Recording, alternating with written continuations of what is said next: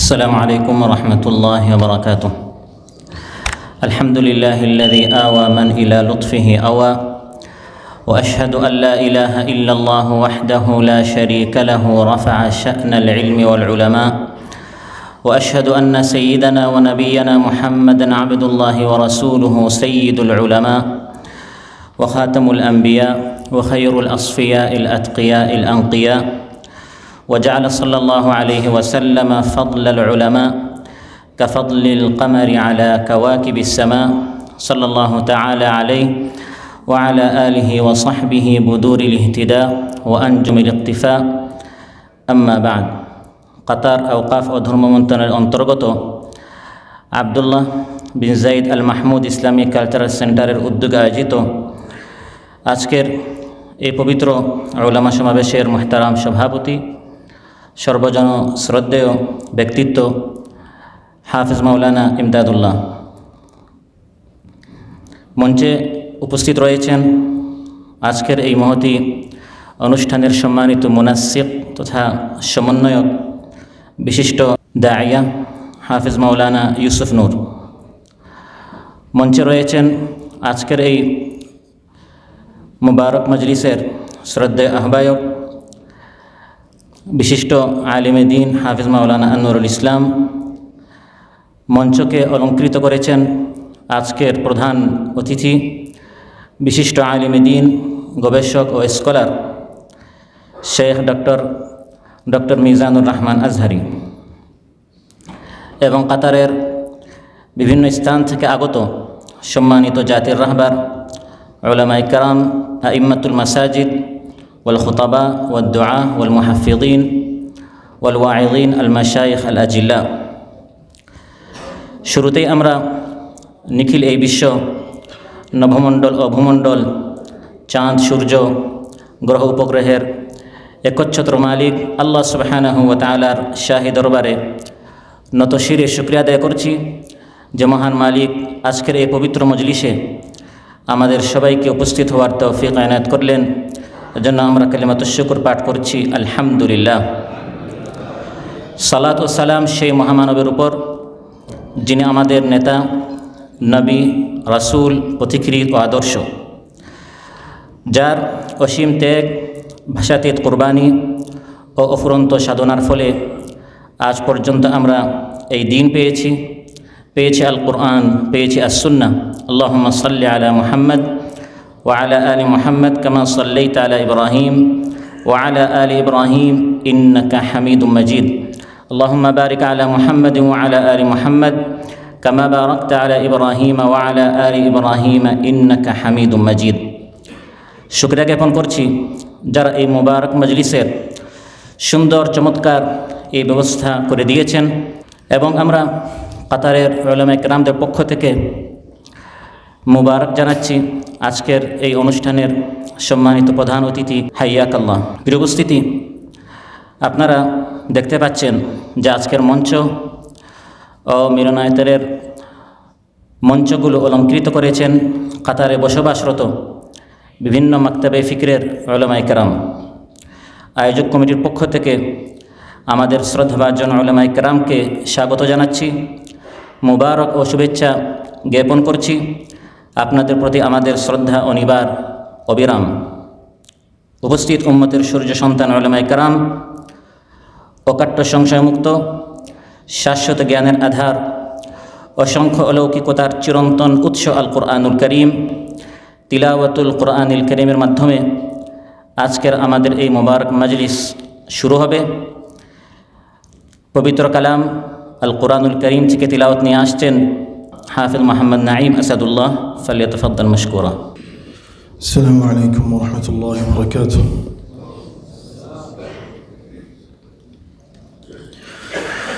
আউযু বিল্লাহি মিনাশ শাইতানির রাজীম।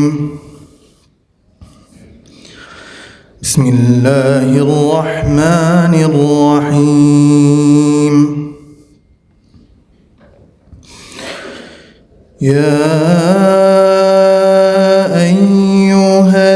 আইয়ুহাল্লাযীনা আমানু ইত্তাকুল্লাহা হাক্কা তুকাতিহি ولا تموتن إلا وأنتم مسلمون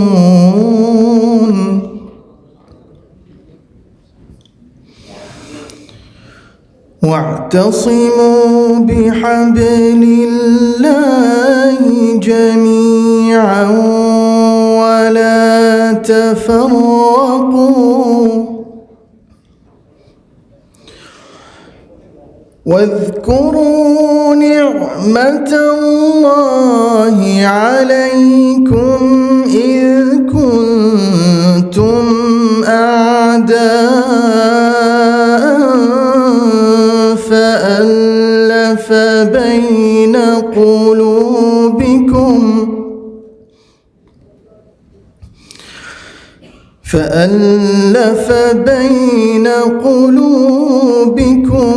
فأصبحتم بنعمته إخوانا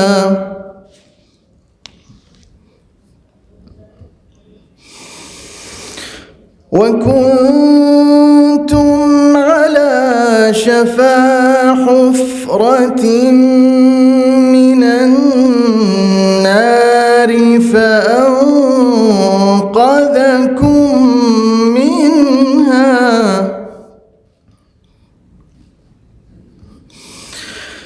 كذلك يبين الله لكم آياته لعلكم تهتدون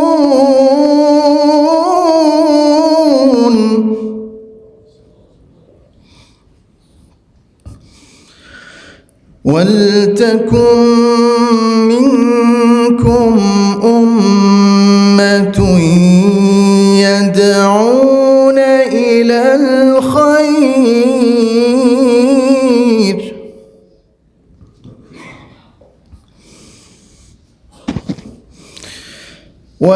ويأمرون بالمعروف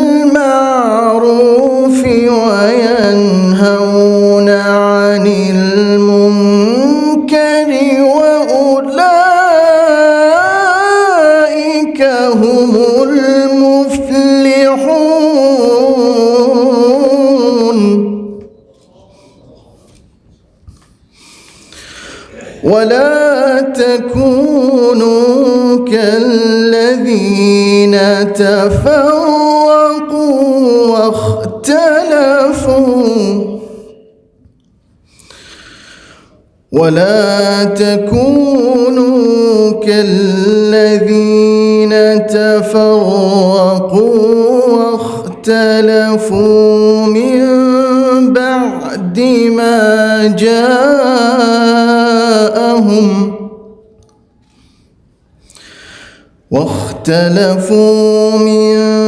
بعد ما جاءهم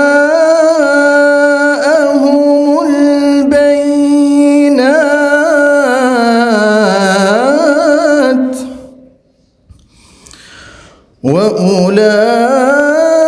وأولئك لهم عذاب عظيم صدق الله العظيم আলহামদুলিল্লাহ পবিত্র কোরআনের আলোয় আমাদের সমাবেশ আলোকিত হলো। এবার সেই আলোকে আরও প্রাণবন্ত করতে পরিবেশিত হবে একটি সুন্দর ইসলামী সঙ্গীত। এই পর্যায়ে একটি প্রাণবন্ত ইসলামী সঙ্গীত পরিবেশন করার জন্য মঞ্চে আমন্ত্রণ জানাচ্ছি বিশিষ্ট কণ্ঠশিল্পী জনাব আমিনুল ইসলাম বুলবুল। জনাব আমিনুল ইসলাম বুলবুলকে সঙ্গীত পরিবেশন করার জন্য বিনীত অনুরোধ করছি। আসসালামু আলাইকুম রহমতুল্লাহ। জালিমের সম্মানে আঘাত আসে, জালিমের সম্মানে আঘাত আসে, ইসলাম বিদ্বেষী মুচকি হাসে, চোখ মেলেছে দেখো না। ও বন্ধু, ও আমার ভাই, ও ও বন্ধু ও আমার ভাই, সব ভুলে চলো আজ এক হয়ে যাই, সব ভুলে চলো আজ এক হয়ে যাই। আজ আলেমের সম্মানে আঘাত আসে, ইসলাম বিদ্বেষী মুচকি হাসে, চোখ মেলেছে দেখো না। কে আলিয়ার কওমি যে কে আলিয়ার কওমি যে আলাদা তো ওরা ভাবেনি। একতার গান আর একতার সুর গাওয়ার সময় কি আজও হয়নি। ও বন্ধু ও আমার ভাই, ও বন্ধু ও আমার ভাই, সব ভুলে চলো আজ এক হয়ে যাই, সব ভুলে চলো আজ এক হয়ে যাই। তোমার ভালো গুণ আমার ভালো গুণ মিলে যাক এক কাতারে, ভুলগুলো না হয় শুধরে নেব ভালোবাসার সাগরে। তোমার ভালো গুণ আমার ভালো গুণ মিলে যাক এক কাতারে, ভুলগুলো না হয় শুধরে নেব ভালোবাসার সাগরে। চলো আয়না হয়ে যাই একে অপরে, আয়না হয়ে যাই একে অপরে, দিন কায়েমে ধরে দীপ্ত স্লোগান, বাতিলের যত বাধা মাড়িয়ে বিজয় ধরা দিবে খুব সহসাই। ও বন্ধু ও আমার ভাই, ও বন্ধু ও আমার ভাই, সব ভুলে চলো আজ এক হয়ে যাই, সব ভুলে চলো আজ এক হয়ে যাই। আজ আলেমের সম্মানে আঘাত আসে, ইসলাম বিদ্বেষী মুচকি হাসে, চোখ মেলেছে দেখো না। কে আলিয়ার কওমি যে কে আলিয়ার কওমি যে আলাদা তো ওরা ভাবেনি।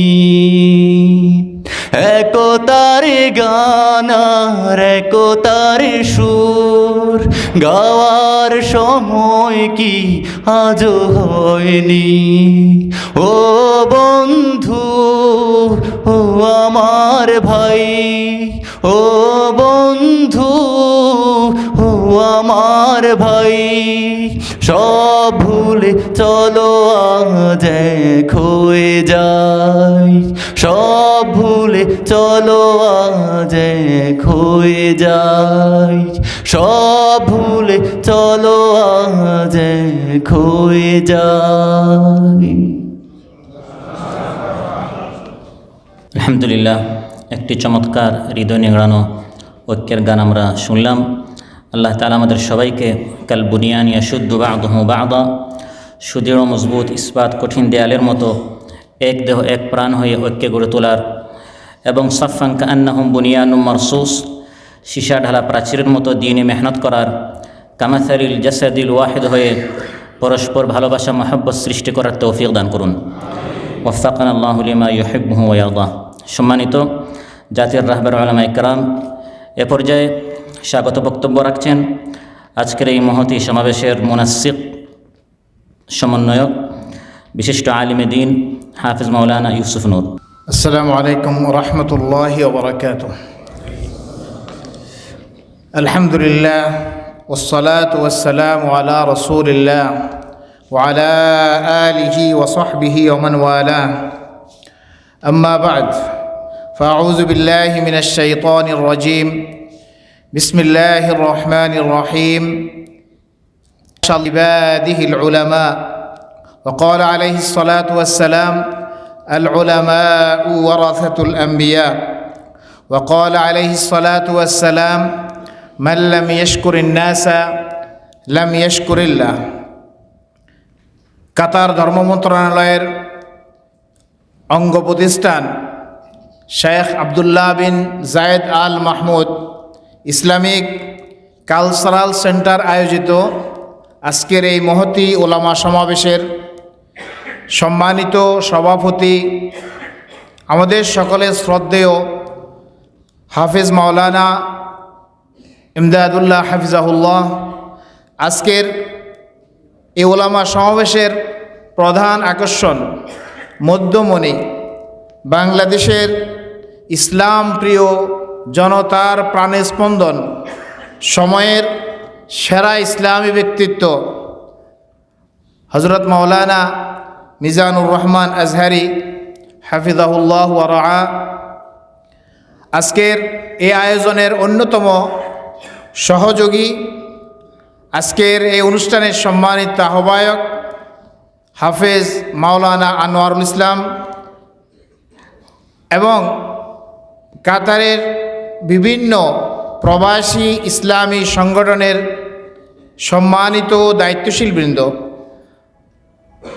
মসজিদের ইমাম ও খোতাবা হজরত এবং প্রবাসী উলামা হজরত, আপনাদের সকলকে মার্কাজ বিন জায়েদের পক্ষ থেকে আন্তরিকভাবে স্বাগত জানাচ্ছি এবং কৃতজ্ঞতা প্রকাশ করছি এই মহতী অনুষ্ঠানে যোগ দেওয়ার জন্য। কাতার ধর্ম মন্ত্রণালয়ের বছরব্যাপী ইসলামী তৎপরতা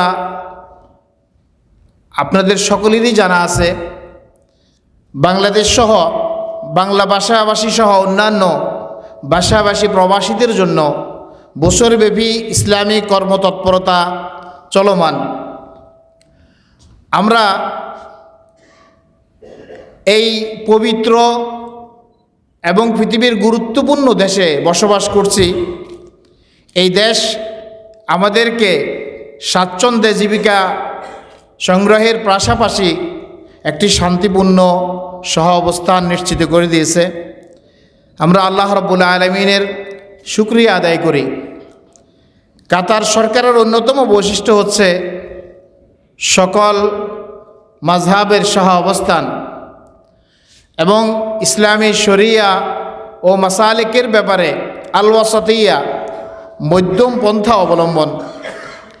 মার্কাজ বিন জায়েদ সেন্টারের অন্যতম মূলনীতি হচ্ছে আল ওয়াসাতিয়া, মধ্যপন্থা অবলম্বন। ইসলামী সেই নীতিকে অনুসরণ করা হয়। নাতাআওয়ান ফীমা ইত্তাফাকনা ওয়া ইয়াযুরু বা'দুনা বা'দান ফীমা ইখতালাফনা। ঐক্যমত্য বিষয়ে আমরা পরস্পর সহযোগিতা স্থাপন করব এবং পরস্পর মতবিরোধপূর্ণ বিষয়ে আমরা একে অপরকে অপারগ বিবেচনা করব এবং পরস্পর শ্রদ্ধাপূর্ণ অবস্থান বজায় রাখব।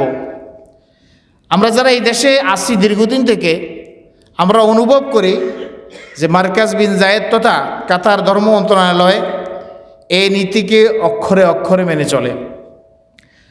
আমাদের আজকের যে শ্রদ্ধেয় মেহমান, ওনার প্রতি আমার ব্যক্তিগত আকর্ষণ এই কারণে যে যখনই ওনার সাথে দেখা হয়েছে, আল ওয়াসাতিয়া বা মধ্যপন্থাকে তিনি নিজের জীবনের একটি মিশন হিসেবে নিয়েছেন।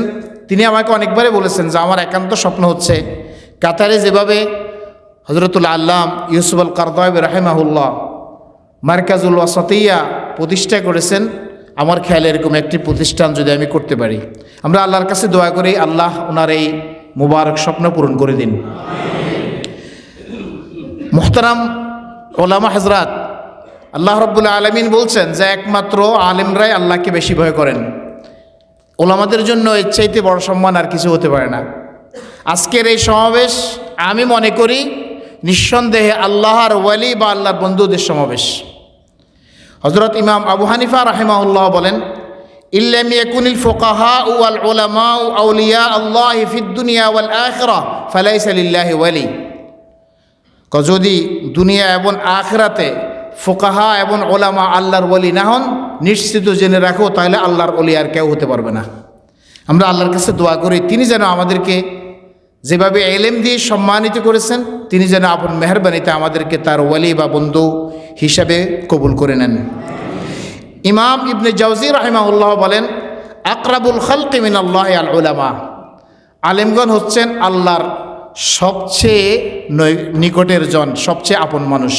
আল্লাহ আমাদেরকে তার আপন মানুষ হিসেবে কবুল করে নেন। সম্মানিত উপস্থিতি, আপনারা হযরত মাওলানার কথা শুনতে এসেছেন, আমি আপনাদেরকে শুকরিয়া জানাই এবং হযরত মাওলানাকে অন্তরের অন্তঃস্থল থেকে শুকরিয়া জানাই। অত্যন্ত ব্যস্ততার ভিতরে তিনি আমাদেরকে সময় দিয়েছেন খুব আগ্রহ ভরে, এবং সবসময় উনি খোঁজখবর নিয়েছেন এই প্রোগ্রামের জন্য, এবং তার অন্তরের মধ্যে কাতার প্রবাসীদের একটি ভিন্ন ধরনের স্থান রয়েছে। তিনি আমাদের প্রতি অত্যন্ত আন্তরিক। আল্লাহ রাব্বুল আলামিন তাকে জাযায়ে খায়ের দান করুন। আমি মুহতারাম প্রধান অতিথিকে দৃষ্টি আকর্ষণ করে বলছি, আমাদের এই কাতারের মধ্যে বাংলাদেশের ওলামায়ে কেরামের নেতৃত্বে পরিচালিত সকল ইসলামী সংগঠনের ভিতরে ভ্রাতৃত্বপূর্ণ সম্পর্ক বিদ্যমান, পরস্পর সম্প্রীতি আছে আলহামদুলিল্লাহ। আমরা যে কোনো ইসলামী তৎপরতায় পরস্পর কাঁধে কাঁধ মিলিয়ে ভেদাভেদ না করে আমরা সাড়া দিয়ে থাকি। আমরা আশা করব বাংলাদেশের পরিবর্তিত এই বাংলাদেশে গোটা জাতির চাহিদা হচ্ছে আলেমদের মাঝে কোনো ভেদাভেদ না থাকা, ইসলাম মুসলমান ও শরিয়ার প্রশ্নে আলেমদের ঐক্যবদ্ধ অবস্থান এবং একটি ঐক্যবদ্ধ ঘোষণা এবং একটি সমন্বিত কর্মসূচি বাংলাদেশের ইসলাম প্রিয় জনতার প্রাণের দাবি। যদি ঐতিহাসিক এই মুহূর্তে বাংলাদেশের ওলামা মাশায়েখ এবং ইসলামী দলের নেতৃবৃন্দ জনতার এই দাবিকে যদি পূরণ করতে না পারেন, আমি মনে করি ইতিহাসের কাছে তারা দায়বদ্ধ থাকবেন। ভবিষ্যৎ ইতিহাস তাদের এই অক্ষমতা, এই অপারগতাকে কখনো ক্ষমা করবে না। আমরা তাতারিদের সময়ের ওলামা এবং শাসকদের পদস্খলনকে এখনও ক্ষমা সুন্দর দৃষ্টিতে দেখি না।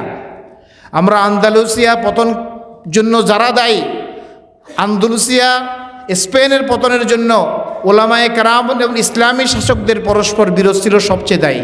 আমরা এখনও তাদেরকে শ্রদ্ধা ভরে স্মরণ করি না। আমরা আন্দালুসির ইতিহাস পড়লে তাদের প্রতি আমরা ঘৃণা পোষণ করি।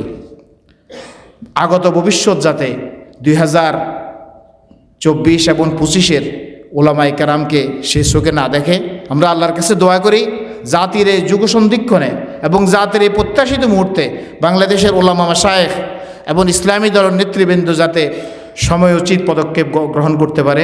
আল্লাহ হযরত মাওলানার হায়াতে বরকত দান করুন, তার কর্ম ও মিশনকে সফলতা দান করুন। আমাদের প্রত্যেকটি ইসলামী তৎপরতা আল্লাহ ইহসান এবং ইতকানের সহিত করার তৌফিক দান করুন। হযরত মাওলানা এবং আপনাদেরকে আবারও মার্কাজ বিন জায়েদের পক্ষ থেকে শুভেচ্ছা জানিয়ে আমি আমার সংক্ষিপ্ত বক্তব্য শেষ করছি। জাযাকুমুল্লাহ খাইর। ধন্যবাদ। আজকের প্রধান সমন্বয়ক কাতার ধর্ম মন্ত্রণালয়ের সম্মানিত ইমাম খতিব ও বিশিষ্ট ওয়াইজ হযরত মাওলানা ইউসুফ নূর হাফিজাহুল্লাহকে ওনার প্রাণবন্ত স্বাগত বক্তব্যের জন্য। এ পর্যায়ে আমি মঞ্চে আহ্বান করছি শুভেচ্ছা বক্তব্য প্রদান করার জন্য কাতার ধর্ম মন্ত্রণালয়ের সম্মানিত ইমাম ও খতিব, বিশিষ্ট রাজনীতিবিদ, সমাজসেবক ও গবেষক হাফেজ মাওলানা আব্দুল বাতেন। হাফেজ মাওলানা আব্দুল বাতেন। আসসালামু আলাইকুম ওয়া রাহমাতুল্লাহি ওয়া বারাকাতুহু। আলহামদুলিল্লাহ আলহামদুলিল্লাহি আহাদান সামাদান লাম ইয়ালিদ ওয়া লাম ইউলাদ ওয়া লাম ইয়াকুল লাহু কুফুয়ান আহাদ। অদ্য আওকাফ কাতার ধর্ম মন্ত্রণালয়ের উদ্যোগে জায়েদ বিন আল মাহমুদ আল কালসারার আয়োজনে ওলামা সমাবেশ 2025 সম্মানিত সংগ্রামী সভাপতি ও বিশিষ্ট আলোড়ন সৃষ্টিকারী ডক্টর শেখ মিজানুর রহমান, হযরত উলামায়ে কেরাম, আইম্মাতুল মাসাজিদ এবং খোতাবা ও দ্বীন ইসলাম ভাইয়েরা, প্রত্যেককে ইসলামী আন্দোলন বাংলাদেশ কাতার কেন্দ্রীয় কমিটির পক্ষ থেকে এবং আমার অন্তরস্থল থেকে মোবারকবাদ জানাচ্ছি। সংগ্রামী সাথী ও বন্ধুগণ, আজকে আমরা এমন একজন মেহমান পেয়েছি যিনি বিশ্বনন্দিত আলোড়ন সৃষ্টিকারী, তরুণ সমাজের পথহারা আলোর দিশারি। অবশ্যই আমরা আল্লাহ দরবারে শুকরিয়া আদায় করি এরকম মেহমান পেয়ে বলি আলহামদুলিল্লাহ।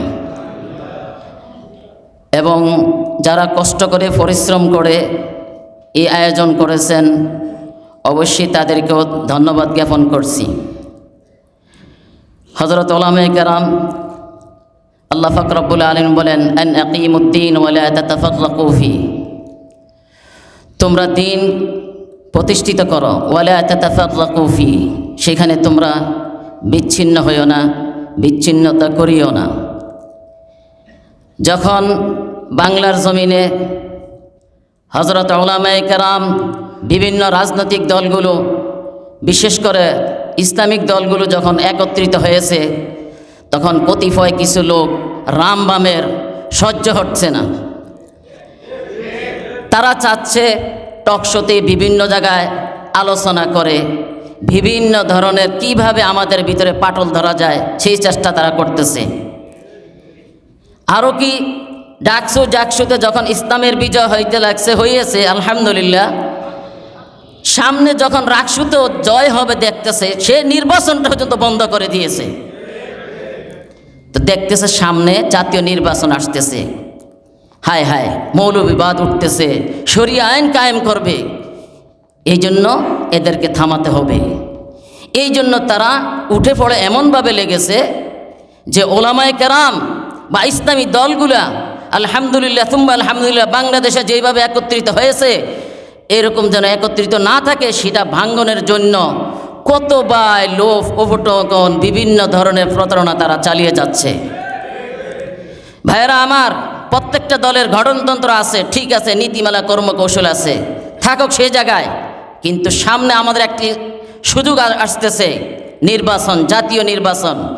এই সুযোগ যদি আমরা উলামায়ে কেরাম হারিয়ে ফেলি তাহলে সামনে আমাদের অবস্থা আরও অনেক খারাপ হবে। এই জন্য আমরা আমাদের গঠনতন্ত্র থাকুক, কিন্তু নির্বাচনের জন্য একটি বক্সে আমাদের যেন ভোটগুলা পড়ে এবং সংসদে উলামায়ে কেরাম যেতে হবে, কথা বলতে হবে, নচেত এই বাহিরে আমাদের আওয়াজ তুলে লাভ হবে না যতক্ষণ পর্যন্ত আমরা সংসদে যেতে না পারবো। ভাইরা আমার, কোরআনে বলে লিল্লাহি মুলকুস সামাওয়াতি ওয়াল আরদ, আসমান এবং জমিনের মালিক কে? আল্লাহ।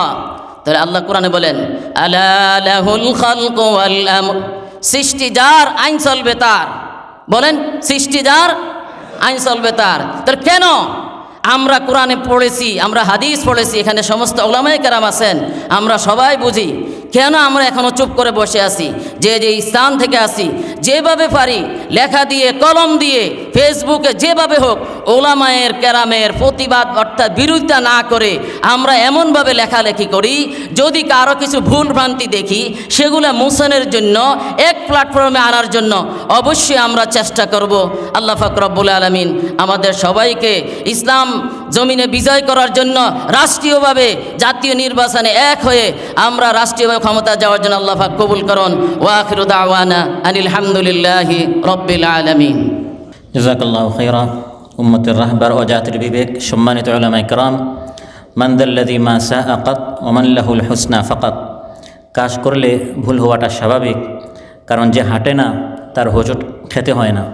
অতএব আমরা যদি কারো ভুল দেখে থাকি তাকে অন্যদিকে বা দূরে ঠেলে না দিয়ে সুন্দর করে আমরা তার ভুল শুধরে দেব। मुसलमान के हर फ़िरक़ा ने एक दूसरे को काफिर कहा, वही एक काफिर हैं जो हम सबको मुसलमान कहा। সম্মানিত উলামা ইকরাম, এ পর্যায়ে ধন্যবাদ জ্ঞাপন করে বক্তব্য রাখছেন ওয়াজারাতুল আওকাফের সম্মানিত ইমাম হাফিজ মাওলানা আব্দুল বারী। হাফিজ মাওলানা আব্দুল বারী। আসসালামু আলাইকুম ওয়া রাহমাতুল্লাহ। ইন্নাল হামদুলিল্লাহ ওয়াসসালাতু ওয়াসসালামু আলা রাসূলিল্লাহ। আমরা অনেক সময় আপনাদের সামনে উপস্থিত হই, কথা বলি, আমাদের কথা তো সবসময় আপনারা শোনেন, কিন্তু আজকে যার কথা শোনার জন্য আপনারা উপস্থিত হয়েছেন তাকে সময় এবং সুযোগ দেওয়াই সবচেয়ে উত্তম আমি মনে করি।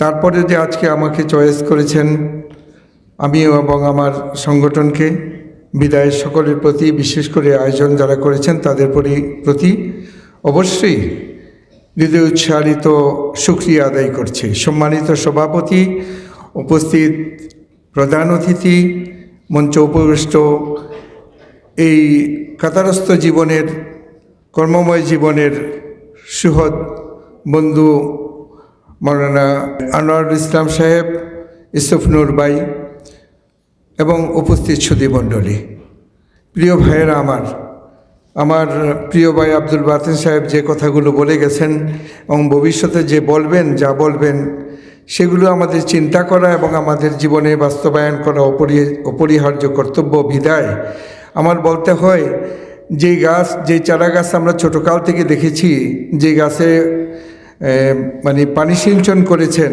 যে গাছ রোপণ করেছেন, বিশেষ করে বাংলাদেশের যে দাওয়াতের ময়দান, ওয়াজ মাহফিল যে হইতো, মাওলানা আব্দুল গফার সাহেব, শাইখুল হাদিস সাহেব, বিশেষ করে হাবিবুর রহমান যুক্তিবাদী, আর যে কথাটা গর্বের সাথে বলতে হয় মাওলানা দেলোয়ার হোসেন সাইরি, সিফাতুল্লাহ সাহেব সহ যারা আল্লাহর প্রিয় হয়ে গেছেন দুনিয়াতে, বিশেষ করে বাংলাদেশের মাটিতে দ্বীনের দাওয়াত দিয়ে জনগণকে দ্বীনের পথে আহ্বান করে সে ধারাবাহিকতা আজকে পর্যন্ত যারা রক্ষা করে চলেছেন, তাদের মধ্য হতে বর্তমান সময়ের অত্যন্ত আলোচিত মুখ, অত্যন্ত প্রিয় মুখ এবং বাংলাদেশের বিশেষত যুবকদের আইডল এবং অনুকরণীয় ব্যক্তিত্ব জনাব মিজানুর রহমান, মাওলানা মিজানুর রহমান আজহারি সাহেব আজকে আমাদের মাঝে উপস্থিত হয়েছেন। প্রবাস জীবনে আমাদের যে একটা নিরামিষ জীবন, এই নিরামিষ জীবনে আমিষ দেওয়ার জন্য আমরা বিভিন্ন সময় বিভিন্ন প্রোগ্রাম করে থাকি এবং ওনারা এসে থাকেন, বিভিন্ন ওলামায়ে কেরাম এসে থাকেন বাংলাদেশ থেকে। উনি এসেছেন বিদায় আমরা আনন্দিত, ওনার প্রতি আমরা কৃতজ্ঞতা প্রকাশ করি। শুধু আমরা এতটুকুই নয়, আমরা বলবো যে আমরা শুকরগুজার, আপনি সময় ব্যয় করেছেন আমাদের জন্য, আমাদের কাতারস্থ প্রবাসীদের জন্য আপনি সময় দিয়েছেন এবং যারা আজকের এই ব্যবস্থা করেছেন তাদের সকলের নিকটেই আমরা কৃতজ্ঞতা প্রকাশ করি। আমরা আপনাদের সকলের নিকট শুকরগুজার। প্রিয় ভাইয়েরা আমার, আজকে সময় এসেছে, বিগত অর্ধ শতাব্দীকাল পর্যন্ত ওলামায়ে কেরাম এবং ইসলামী রাজনীতি যারা করেছেন, ত্যাগ তিতিক্ষা, জীবনের সব কিছু যারা বিনিময় দিয়েছেন এই ময়দানে, মানুষদেরকে, লোকদেরকে দ্বীনের পথে আহ্বান করেছেন, দ্বীনি প্রতিষ্ঠান করেছেন, যারা সমস্ত জীবনকে বিলিয়ে দিয়েছেন, তাদের যে একটা সামারা, ফলাফল গড়ে তোলার একটা সময় কিন্তু আমাদের সামনে এসেছে। বিদায় এই সময় যদি আমরা ভুল করে থাকি, যদি ওলামায়ে কেরাম এবং বিশেষ করে ইসলামী দলগুলো বিভাজন, অনৈক্য, শুধু ওলামায়ে কেরাম এবং ইসলামী দল নয়, যারা বাংলাদেশের মাটি ও মানুষকে যারা পছন্দ করে, বাংলাদেশের মাটি ও মানুষের জন্য ভবিষ্যতের যারা চিন্তা ভাবনা করে, বাংলাদেশ স্বাধীন থাকুক, বাংলাদেশের মাটি ও মানুষ চিরদিনের জন্য আজাদ থাকুক, যদি এই সময় যদি আমরা ভুল করি তাহলে শুধু অতীতের মতো নয়, আগামী দিনে হয়তো আমাদের আবারও গোলামির জিঞ্জিরে আবদ্ধ হতে হবে। বিদায় আজকে ওনাদের একটা দায়বদ্ধতা আছে। আজহারি সাহেব দেশ থেকে দেশান্তরে কী করতেছেন, দ্বীনের দাওয়াত দিতেছেন, ওনার কথা মানুষ শুনতেছে। ওনাদের কথায় বিশেষ করে মাওলানা মামুনুল হক সহ যারা ওয়াজের ময়দানে আছেন, তাদের আহ্বানে যে সমস্ত যুবকরা বাংলাদেশের মানুষ যেভাবে উদ্বুদ্ধ হচ্ছে ইসলামকে বিজয়ী দেখার জন্য, সুতরাং এই মুহূর্তে যদি আমরা বিজয়ের প্রান্তে পৌঁছাতে না পারি, হেরার রাজতরণে যদি বাংলাদেশের ইসলামকে আমরা পৌঁছাতে না পারি, বাংলাদেশের মানুষ যদি এবার ভুল করে, তাহলে আগামী দিন কোনো ঈশান করে আমরা কালো মেঘ দেখতে পাচ্ছি, সেই কালো মেঘ আর কোনোদিন সরাবার কোনো শক্তি আর মনে উদয় হবে না। বিদায় আমাদের আর ভুল করলে চলবে না। আমাদের যত অনৈক্য আছে, অনৈক্যের যত দেওয়াল আছে সম্পূর্ণ চুরমার করে দিতে হবে। শুধু তাই নয়, আমাদের ঐক্যের ভিত্তিকে ইস্পাত কঠিন একটা শপথ নিয়ে আমাদের মত থাকতে পারে, দল থাকতে পারে, সমস্ত দলাদলি সমস্ত মতামত ভেদ করে ইমানের ভিত্তিতে একতাবদ্ধ হব, ভ্রাতৃত্বের বন্ধনে শৃঙ্খলাবদ্ধ হব এবং বাংলাদেশের মানুষের তথা সৃষ্টির সেবায় আমরা প্রতিজ্ঞাবদ্ধ হয়ে আমরা ইসলাম এবং বাংলাদেশের ভবিষ্যৎকে বিজয়ী করব ইনশাআল্লাহ। সে আহ্বান সকলের প্রতি, সে আহ্বান বিশেষ করে আমার প্রিয় ভাই, বর্তমান সমাজের সবচেয়ে আলোচিত এবং প্রিয় লোক মাওলানা মিজানুর রহমান আজহারী সাহেবকেও বলবো, অনুরোধ করব।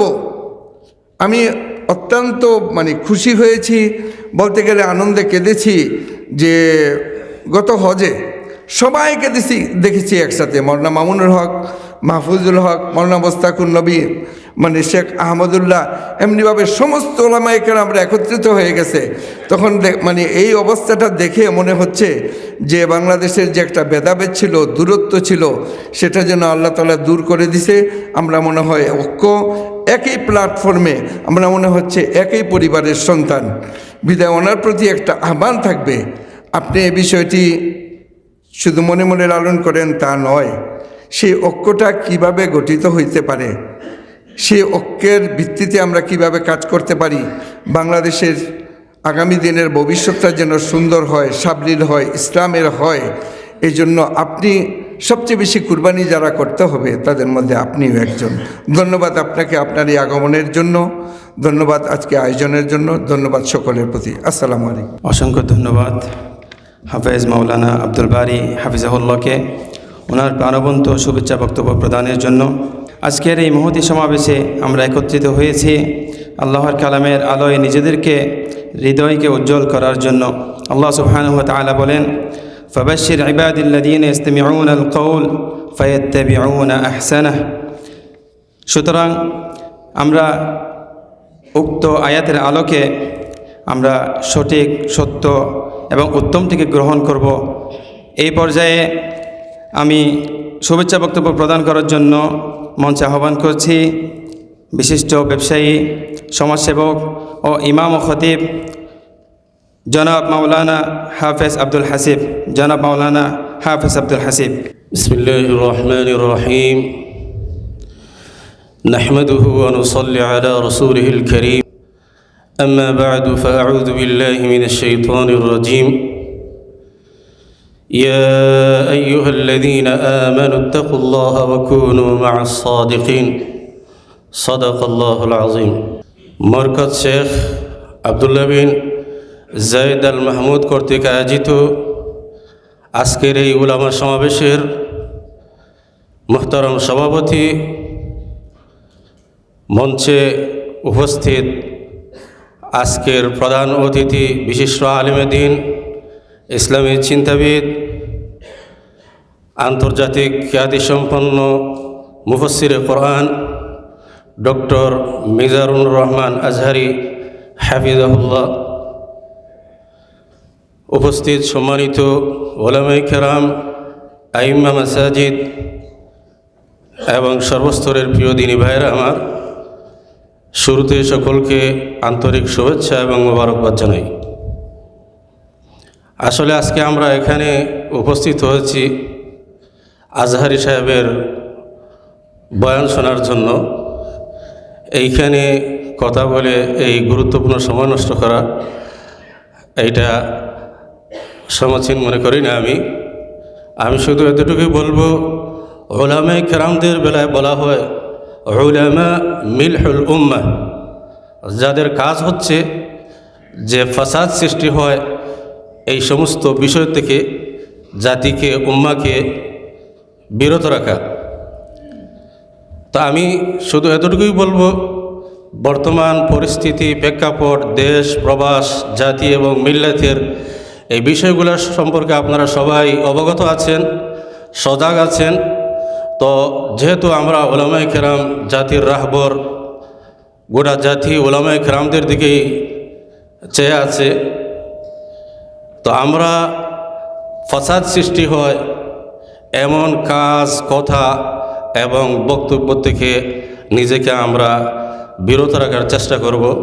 এবং আজকের সম্মানিত অতিথি হজরত মিজানুর রহমান আজহারি সাহেব দিক নির্দেশনামূলক নসিহাপূর্ণ আলোচনা পেশ করবেন। আমরা সকলেই গুরুত্বের সাথে এবং মনোযোগ সহকারে ওনার দিক নির্দেশনাগুলো আমরা গ্রহণ করব এই বলে, এবং আজকের এই আয়োজক যারা আয়োজন করেছেন সকলকে ধন্যবাদ এবং মুবারকবাদ জানিয়ে আমার সংক্ষিপ্ত কথা এখানে শেষ করছি। নাসরুম মিনাল্লাহি ওয়া ফাতহুন করিব ওয়া বাশশিরিল মুমিনিন। জাযাকাল্লাহু খায়রা। সম্মানিত উলামায়ে কেরাম, মুহাজিরগণ হিজরত করেছেন, আনসার সব কিছু উজাড় করে দিয়ে তাদের নুসরত করেছেন, রাদিয়াল্লাহু আনহুম আজমাইন। একে অপরের ত্যাগ ও মেহনতকে মূল্যায়ন করেছেন। উলাইকা বা'দুহুম আউলিয়াউ বা'দ। অতএব আসুন আমরা একে অপরের মেহনতকে মূল্যায়ন করি। কেউ দারসগাহে, কেউ তারবিয়াত ও তাজকিয়াতের মার্কাজে, কেউ দাওয়াত ও তাবলীগের ময়দানে, আবার কেউ সমাজ সেবা ও সংস্কারের অঙ্গনে। এ পর্যায়ে শুভেচ্ছা বক্তব্য নিয়ে আসছেন বিশিষ্ট আলিম ও দাঈ, আজকের মুবারক মাজলিসের সম্মানিত আহ্বায়ক হাফিজ মাওলানা আনোয়ারুল ইসলাম। হাফিজ মাওলানা আনোয়ারুল ইসলাম। আলহামদুলিল্লাহ রাব্বিল আলামিন ওয়াসসালাতু ওয়াসসালামু আলা রাসূলিল কারীম। আজকের এই ওলামা সমাবেশের সম্মানিত বন্ধুবর সভাপতি জনাব মাওলানা হাফেজ এমদাদুল হক, আমাদের সকলের মধ্যমণি, আমাদের না শুধু গোটা বাংলাদেশে 18 কোটি মানুষের মধ্যমণি হযরতুল আল্লাম ডক্টর মিজানুর রহমান আজহারি হাফিজাহুল্লাহ দামাত বারাকাতুহু। আমরা ওনার জন্য দোয়া করি, আল্লাহ যেন সুস্থ রাখেন এবং দীর্ঘ হায়াত দান করেন এবং ইসলামের কাজ আরও বেশি করার তৌফিক দান করেন। এবং উপস্থিত আছেন আজকের ঈদে প্রোগ্রামের বিশেষ করে সমন্বয়ক হাফেজ মাওলানা ইউসুফ নূর সহ অন্যান্য সম্মানিত ওলামায়ে কেরাম, আসসালামু আলাইকুম ওয়া রাহমাতুল্লাহি ওয়া বারাকাতুহু। আমি একবারে 1-2 মিনিটের মধ্যে শেষ করব। আমরাও আজকে আলোচনা শোনার জন্য আসছি, বলার জন্য আসি নাই। যে কয়েকজন ভাই বলছেন যে আমাদের কথা তো শুনতে পারবেন, আমরা বলি ইনশাআল্লাহ। তো প্রথম পয়েন্ট যেটা বলবো সেটা হচ্ছে এই, আপনারা জানেন আজকে আপনারা যারা আসছেন আপনাদের প্রতি মুবারকবাদ। এই জন্য আমরা কিন্তু আজকে প্রচার করি নি, ফেসবুকে দেই নাই, বড় ধরনের কোনো ঘোষণা দেই নাই। আপনারা জানেন যে যদি ঘোষণা দিতাম তাহলে এই হলকে আরও 2-3 হল বড় কষ্ট হইত। সেজন্য আমরা খুব চুপে চাপে মানে ঘোষণা দিয়ে আপনাদের উপস্থিত করাই। সুতরাং যারা আসছেন আলহামদুলিল্লাহ, আল্লাহ আপনাদেরকে বরকত দান করুন। সম্মানিত উপস্থিতি, আর 2টা পয়েন্ট। প্রথম পয়েন্ট হচ্ছে যে আমরা সকলেই এখানে বাংলাদেশি। আমাদের বাংলাদেশটা কেমন, আমাদের চরিত্র কেমন, আপনার আমার দিয়ে এটা ফুটে উঠবে। আমরা এক একজন বাংলাদেশের অ্যাম্বাসেডর মনে করতে হবে, সফির মনে করতে হবে, তাহলে দেশটাকে উজ্জ্বল করতে পারবো আমরা। বিশেষ করে আমরা যারা ওলামায়ে কেরাম আছি, যে দায়িত্বের কথা বিগত সম্মানিত ওলামায়ে কেরাম বলে গেলেন, আপনি কি দায়িত্ব পালন করছেন সেটা চিন্তা করে দেখেন। আমরা খালি উমুক করে নেই, তুমুক করে নেই, এটা নিয়ে আসি। আর যদি আপনার কাজটা আরেকজনে করছে সেইটা যদি অন্য দলের হয় সেইটা আমরা সহ্য করতে চাই না, যে না হাই করছে এটা হবে না, আমার দলের কি করতে হবে, আমার গ্রুপের কে করতে হবে। এইটা হলো আমাদের স্বভাব। আল্লাহ যেন আমাদের স্বভাব থেকে বেঁচে থাকার তৌফিক দান করেন। কাজ হওয়া দরকার এবং কাজ করা দরকার। আর যেই পয়েন্টটা নিয়ে আমি শেষ করব সেটা হচ্ছে এই, বাংলাদেশের মাটি এখন উপযুক্ত সময়।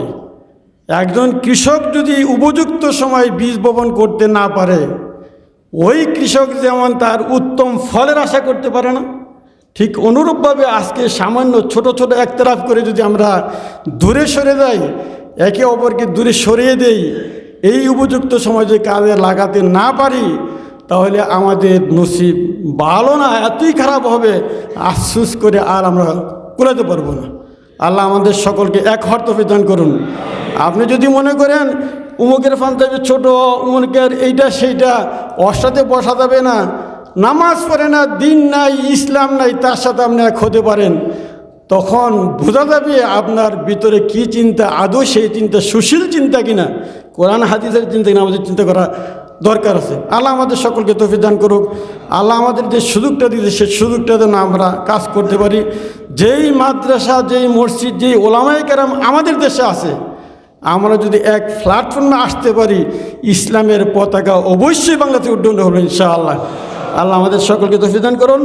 আল্লাহ আমাদেরকে সকলকে এক হওয়ার তৌফিক দান করুন এবং ইসলামের কাজ করার তৌফিক দান করুন। ওমা তৌফিক ইল্লা বিল্লাহ, আলাইহি তাওয়াক্কালতু ওয়া ইলাইহি উনীব। আসসালামু আলাইকুম। অসংখ্য ধন্যবাদ জনাব আনোয়ার ইসলাম সাহেবকে। প্রিয় উপস্থিতি, এ পর্যায়ে আমরা আমাদের মূল পর্বে চলে যাচ্ছি। আমরা আমাদের সেই কাঙ্ক্ষিত মেহমান, যার অপেক্ষায় দীর্ঘক্ষণ আমরা অপেক্ষমান, কাতার সরকারের রাষ্ট্রীয় মেহমান হিসেবে যিনি আমন্ত্রিত, বিশিষ্ট আলেমে দ্বীন, মিডিয়া ব্যক্তিত্ব, গবেষক ও স্কলার, ইসলামী চিন্তাবিদ শেখ ডক্টর মিজানুর রহমান আজহারি হজরতকে ওনার মূল্যবান বক্তব্য প্রদান করার জন্য বিনীতভাবে অনুরোধ করছি। আসসালামু আলাইকুম ওয়া রাহমাতুল্লাহি ওয়া বারাকাতুহু। নাহমাদুহু ওয়া নুসাল্লি আলা রাসূলিহিল কারীম, আম্মা বা'দু, ফাআউযু বিল্লাহি মিনাশ শাইতানির রাজীম, বিসমিল্লাহির রহমানির রহিম। উদউ ইলা সাবিলি রাব্বিকা বিল হিকমাতি ওয়াল মাউইযাতিল হাসানাহ ওয়াজাদিলহুম বিল্লাতী হিয়া আহসান। সাদাকাল্লাহুল আযীম। রব্বি ইশরাহ লি সাদরি ওয়া ইয়াসসির লি আমরি ওয়াহলুল উকদাতাম মিন লিসানি ইয়াফকাহু কওলি। কাতার আওকাফ ও ধর্ম মন্ত্রণালয়ের অন্তর্গত আবদুল্লাহ বিন জায়েদ আল মাহমুদ ইসলামিক কালচারাল সেন্টারের উদ্যোগে আয়োজিত আজকের এই ওলামা সমাবেশের সম্মানিত সভাপতি হাফিজ মাওলানা ইমদাদুল্লাহ হাফিজাহুল্লাহ ওয়া রাআহ, আজকের প্রোগ্রামের প্রধান আহ্বায়ক হাফিজ মাওলানা আনোয়ারুল ইসলাম হাফিজাহুল্লাহ ওয়া রাআহ, আজকের প্রোগ্রামের প্রধান সমন্বয়ক হাফিজ মাওলানা ইউসুফ নূর হাফিজাহুল্লাহ ওয়া রাআহ, আজকের এই প্রোগ্রামে উপস্থিত আছেন কাতারে অবস্থিত বিভিন্ন মসজিদের আইম্মাতুল মাসাজিদ, খোতাবা, স্কলার্স, প্রিচার্স এবং বিভিন্ন পেশার, বয়সের সম্মানিত উপস্থিতি। শুরুতে আমরা আল্লাহ রাব্বুল ইজ্জা ওয়াল জালালের দরবারে শুকরিয়া জ্ঞাপন করছি যে আল্লাহ তাআলা আমাদেরকে আমাদের প্রিয় মাতৃভূমি বাংলাদেশ থেকে অনেক অনেক দূরে কাতারের রাজধানী দোহাতে এই বিন জায়েদ আল মাহমুদ ইসলামিক কালচারাল সেন্টারে একত্রিত হওয়ার সুযোগ করে দিয়েছেন। আমরা সবাই পড়ছি কালিমাতুশ শুকর আলহামদুলিল্লাহ। এই সফরটা আমার খুব সম্ভবত কাতারের তৃতীয় সফর। এর আগেও দুইবার আমার আসার সুযোগ হয়েছে এবং প্রথমবার এসেছিলাম 2018 সালে। আমি যদি ভুল করে না থাকি এই হলরুমেই রমাদানুল মুবারকে আমরা একটা প্রোগ্রামে জয়েন করেছিলাম। খুব ক্রাউড ছিল, পুরো হলরুম প্যাকড ছিল। তারপরে খুব সম্ভবত 22 সালে একবার আসার আমার সুযোগ হয়েছে আলহামদুলিল্লাহ। এটা আমার তৃতীয় সফর। অনেকে বলছিলেন যে কাতারের সাথে আমার একটা হৃদ্যতা, ভালোবাসা, আলাকা তৈরি হয়েছে। আসলে এটা আমিও ফিল করি। বাংলাদেশ, মালয়েশিয়ার পরে কাতারকে আমি মন থেকে খুব ফিল করি। আমার কাছে কেমন যেন মনে হয় কাতার গোটা উম্মাকে ওন করে। উম্মা সেন্ট্রিক চিন্তা কাতারের মধ্যে, কাতারের যে আমির তামিম আল মাজেদ ওনার মধ্যে আছে। কাতারের বিভিন্ন কার্যক্রমে তারা যখন মিডিয়েটর, মধ্যস্থতার ভূমিকা পালন করে, উম্মা সেন্ট্রিক বিভিন্ন ব্যাপারে খুব শক্ত ভূমিকা যখন রাখে, তখন হৃদয় থেকেই কাতারের জন্য একটা ভালোবাসা চলে আসে।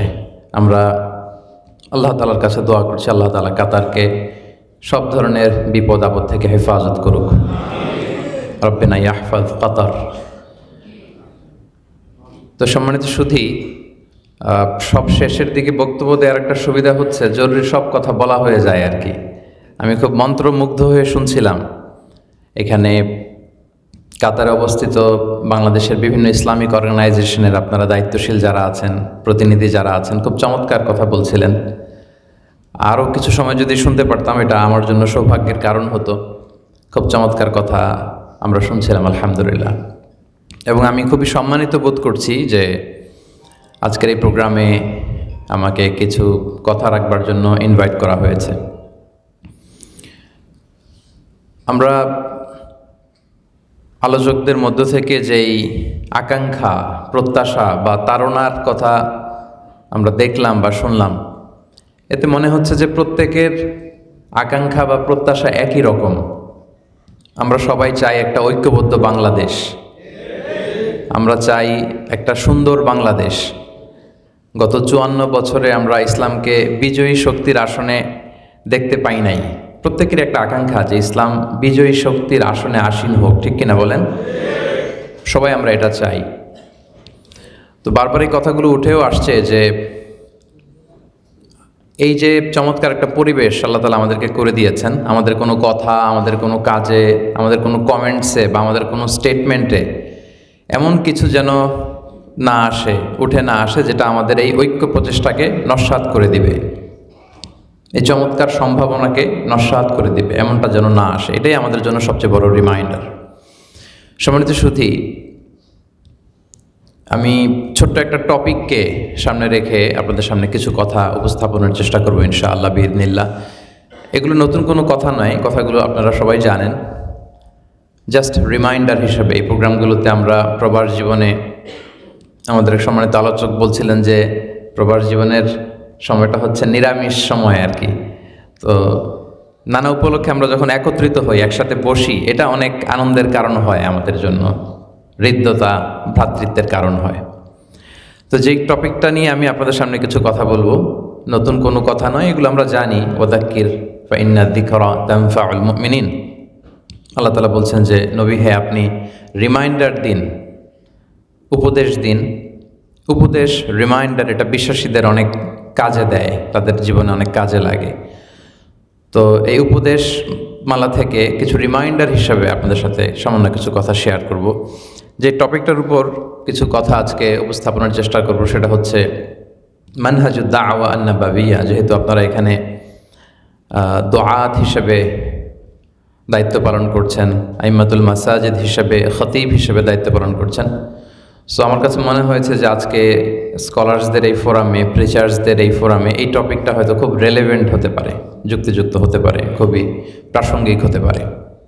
এবং সেটার ধারাবাহিকতায় আমি শুরুতে কালামুল্লাহ মাজিদ থেকে একটি আয়াত তেলাওয়াত করেছি, যেখানে আল্লাহ রাব্বুল ইজ্জা ওয়াল জালাল তিনি কিভাবে দাওয়াতি কাজ আমরা করব, বাণীবাহকের কাজ আমরা করব, এটা খুব প্রেসাইজলি স্পষ্ট করে বলে দিয়েছেন যে নবী হে, আপনি আল্লাহর পথে মানুষকে ডাকুন প্রজ্ঞার সাথে এবং সুন্দর উপদেশমালার সাথে, এবং তাদের সাথে তর্ক করুন এমন পন্থায় যেটা সর্বোত্তম।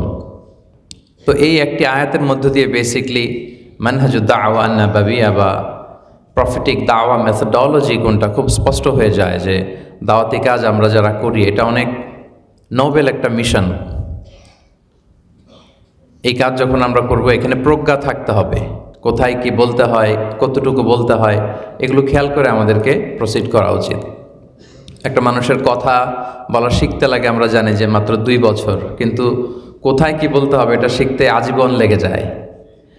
তো প্রজ্ঞার সাথে এই দাওয়ার কাজ করা, এটা আল্লাহ তাআলা নিজেই নির্ধারণ করে দিয়েছেন। এবং এটাই বেসিকলি আমরা আমাদের দাওয়াতি মানহাজের ক্ষেত্রে যে আমরা বলি মানহাজুল ওয়াসাতিয়াতি ওয়াল ইতিদাল, মধ্যমপন্থার দাওয়া। মধ্যমপন্থার দাওয়া বেসিকলি এইটাই, যে আমরা যে কথাগুলো বলবো এখানে যেন প্রজ্ঞা থাকে, উইজডম থাকে। হিকমা, প্রজ্ঞা বা উইজডম কি? হিকমা হচ্ছে বেসিকলি জ্ঞানের সাথে যখন কমন সেন্সের কম্বাইন হয়, কম্বিনেশন হয়, ইট reflects as wisdom. I repeat, আমি আবারও বলছি, নলেজ আর কমন সেন্স, মানে ওয়াহির সাথে যখন আকল একসাথে মিলে রিফ্লেক্ট করে, এটাই উইজডম। তো আল্লাহ তাআলা বলছেন যে উদউ ইলা সাবিলি রাব্বিকা বিল হিকমা। হে নবী, আপনি আল্লাহর পথে মানুষকে ডাকুন এই হিকমার সাথে, প্রজ্ঞার সাথে, ওয়াল মাউইযাতিল হাসানা, এবং সুন্দর উপদেশ মালার সাথে। এবং তাদের সাথে কখনো যদি আপনার ইসলাম বিরোধীদের সাথে যদি আপনার তর্ক বা বিতর্কে জড়াতে হয়, সর্বোত্তম পন্থায় আপনি তর্ক বা বিতর্কে জড়াবেন। দাওয়ার ক্ষেত্রে সর্বপ্রথম আমি যেটা বলবো যে আমরা যে ওরাল দাওয়াটা দেই, দাওয়া তো বেসিকলি ইটস এ কমিউনিকেশন। আমরা যখন অ্যাজ এ খতিব বক্তব্য দিচ্ছি, এটা একটা কমিউনিকেশন। আমরা যখন তাফসির মাহফিলের ময়দানে কথা বলি, এটা একটা কমিউনিকেশন স্কিল। ইদানিংকালে ওয়েস্টে একটা দাওয়া পদ্ধতি খুব বেশি পপুলার হচ্ছে, এটাকে বলে স্ট্রিট দাওয়া। মানে রাস্তায় দাঁড়িয়ে তারা দাওয়া দেয়, টেবিল থাকে, কোরআনের ইংরেজি কপি থাকে, যারা খুব তর্ক বাগিশ চমৎকার করে কথা বলতে পারেন ওনারা রাস্তা দিয়ে যারা হেঁটে যায় তাদেরকে ডাকে, তাদেরকে জিজ্ঞেস করে যে what do you think about life after death, মৃত্যুর পরের যে জীবন আছে এটা নিয়ে তোমার চিন্তা ভাবনাটা কেমন, তুমি কি ভাবো, বা তোমার দাদা কোথায়, তো তোমার দাদা চলে গেছে, তোমার বাবা কোথায়, বাবা চলে গেছে, তো তুমি কোথায় যাবা, what you think about it, কী ভাবো তুমি, এই যে এইভাবে কথা শুরু করে। তো চমৎকার উপস্থাপনের কারণে ওই স্ট্রিট দাওয়া দেখা যায় যে ওই রাস্তায় আধা ঘন্টা দাওয়া দিলেই অনেকে ওই জায়গাতেই পড়ে আশহাদু আল্লা ইলাহা ইল্লাল্লাহ ওয়া আশহাদু আন্না মুহাম্মাদান আবদুহু ওয়া রাসূলুহু। এবং আমেরিকায় কয়েকবার আমার দাওয়াতি সফরে যাওয়ার সুযোগ হয়েছে, সেখানে দেখেছি যে অনেক চার্চ সেখানে বিক্রি হয়ে যাচ্ছে, মানে খ্রিস্টানদের যে চার্চ আছে এগুলো বিক্রি হয়ে যাচ্ছে, ইহুদিদের সিনাগগ বিক্রি হয়ে যাচ্ছে, ক্যাসিনো, অনেক জায়গার ক্যাসিনো বিক্রি হয়ে যাচ্ছে। গত সপ্তাহে আমার জাপানে সফর ছিল, তো ওখানে একটা মসজিদে আমার একটা স্কলার্স এবং প্রিচারদের সাথে গেট টুগেদার ছিল। তো আমাকে ইমাম সাহেব জানালেন যে শেখ এটা আগে ক্যাসিনো ছিল আর কি, এটা আগে ক্যাসিনো ছিল, তো আমরা কিনে, ক্যাসিনো বুঝতে পেরেছেন তো, জুয়ার আসর যেখানে হয়, বিশাল বড় জুয়ার আসর বসতো এখানে, এই ক্যাসিনো কিনে আমরা মসজিদ বানাই ফেলছি আলহামদুলিল্লাহ। তো এই যে এভাবে পশ্চিমা বিশ্বে কিন্তু ইসলামের কথাগুলো পৌঁছে যাচ্ছে, এবং এটা আল্লাহ রাসূল সাল্লাল্লাহু আলাইহি ওয়াসাল্লামের ভবিষ্যৎবাণী যে ইন্নাল্লাহা যাওয়ালি আল আরদা ফারাআইতু মাশারিকাহা ওয়া মাগারিবাহা ওয়া ইন্না উম্মতি সায়াবলুগু মুলকুহা মা যুবিয়া লি মিনহা। আমাকে আল্লাহ তাআলা গোটা বিশ্বটাকে ছোট্ট একটা রেপ্লিকা করে দেখিয়েছেন, ফলে পৃথিবীর প্রাচ্য পাশ্চাত্য সব আমি দেখেছি, আর আমি যদ্দূর দেখেছি ঠিক তদ্দূর লা ইলাহার বাণী পৌঁছে যাবে। অন্য হাদিসে আল্লাহ রাসূল সাল্লাল্লাহু আলাইহি ওয়াসাল্লাম বলেছেন লা ইয়াবলাগান্না হাযাল আমরু মা বালাগাল লাইলু ওয়ান নাহার ওয়ালা ইয়াতরুকুল্লাহু বাইতা ওয়াবার ওয়ালা মাদার ইল্লা আদখালাহুল্লাহু হাযাদ দ্বীন। এই কালেমার বাণী এটা পৌঁছবেই যেখানে দিন হয় রাত হয়, পৃথিবীর এমন কোনো কাঁচা পাকা বাড়ি, কোনো জঙ্গল, কোনো পর্বত, কোনো অঞ্চল, কোনো আদিবাসীর এলাকা, এমন কোনো জায়গা থাকবে না যেখানে লা ইলাহার পয়গাম পৌঁছবে না, পৌঁছে যাবে এবং পৌঁছে যাচ্ছে। সো এটা আমাদের উপর অনেক বড় একটা দায়িত্ব যে যারা আমরা দুআত ইলাল্লাহ হিসাবে কাজ করার সুযোগ পেয়েছি, এটা আসলে অনেক বড় একটা আমানা। সো এটার যে প্রপার মেথডোলজি, মানহাজ, ওইটা ফলো করে যেন আমরা দাওয়া কাজ করি। উদউ ইলা সাবিলি রাব্বিকা বিল হিকমা, প্রজ্ঞার সাথে যেন আমরা এই দাওয়ার কাজটা করি। এবং যেটা বলছিলাম যে ওরাল দাওয়া, এই যে বক্তব্য দিয়ে যে আমরা দাওয়াটা করি, এর চেয়েও বেশি প্রোডাক্টিভ এবং ফ্রুটফুল দাওয়া হচ্ছে প্র্যাকটিক্যাল দাওয়া, যেটা মানুষ আমার থেকে দেখে শিখে। একজন দায়ীর চলনে বলনে কথায়, তার ডিলিংসে, তার আচরণে যেটা শিখে, ওইটা বক্তব্যের দাওয়ার চেয়ে অনেক বেশি পাওয়ারফুল। এই জন্য ওমর ফারুক রাদিয়াল্লাহু তাআলা আনহু ওনার সাথীদেরকে বলতেন যে কুনু দুআতান ইলাল্লাহি ওয়া আনতুম সামিতুন, তোমরা আল্লাহর রাস্তায় দাওয়াতি কাজ করো এমন অবস্থায় যে তোমরা সামিতুন, চুপচাপ, কোনো কথা বলবে না। তো তারা বলতো কাইফা যালিকা ইয়া আমিরুল মুমিনিন, আমাদেরকে দায়ী হয়ে ময়দানে বেরোতেও বলছেন, আবার চুপচাপ থাকতেও বলতেছেন, এটা কিভাবে দাওয়া কাজ করব? তো ওমর ফারুক রাদিয়াল্লাহু তাআলা আনহু বলতেন বি আখলাকিকুম, এই দাওয়াটা দিবে তোমরা তোমাদের আখলাক দিয়ে, তোমরা তোমাদের ডিলিংস, তোমাদের ব্যক্তিত্ব, তোমাদের কাজ কর্ম, এটার মধ্য দিয়ে যে দাওয়াটা দিবা ওইটা হবে সবচেয়ে প্রোডাক্টিভ দাওয়া। তাহলে দাওয়ার মানহাজের ক্ষেত্রে কথা বলতে গেলে প্রথম কথা হচ্ছে যে we should be a living দাঈ, লিভিং দাঈ।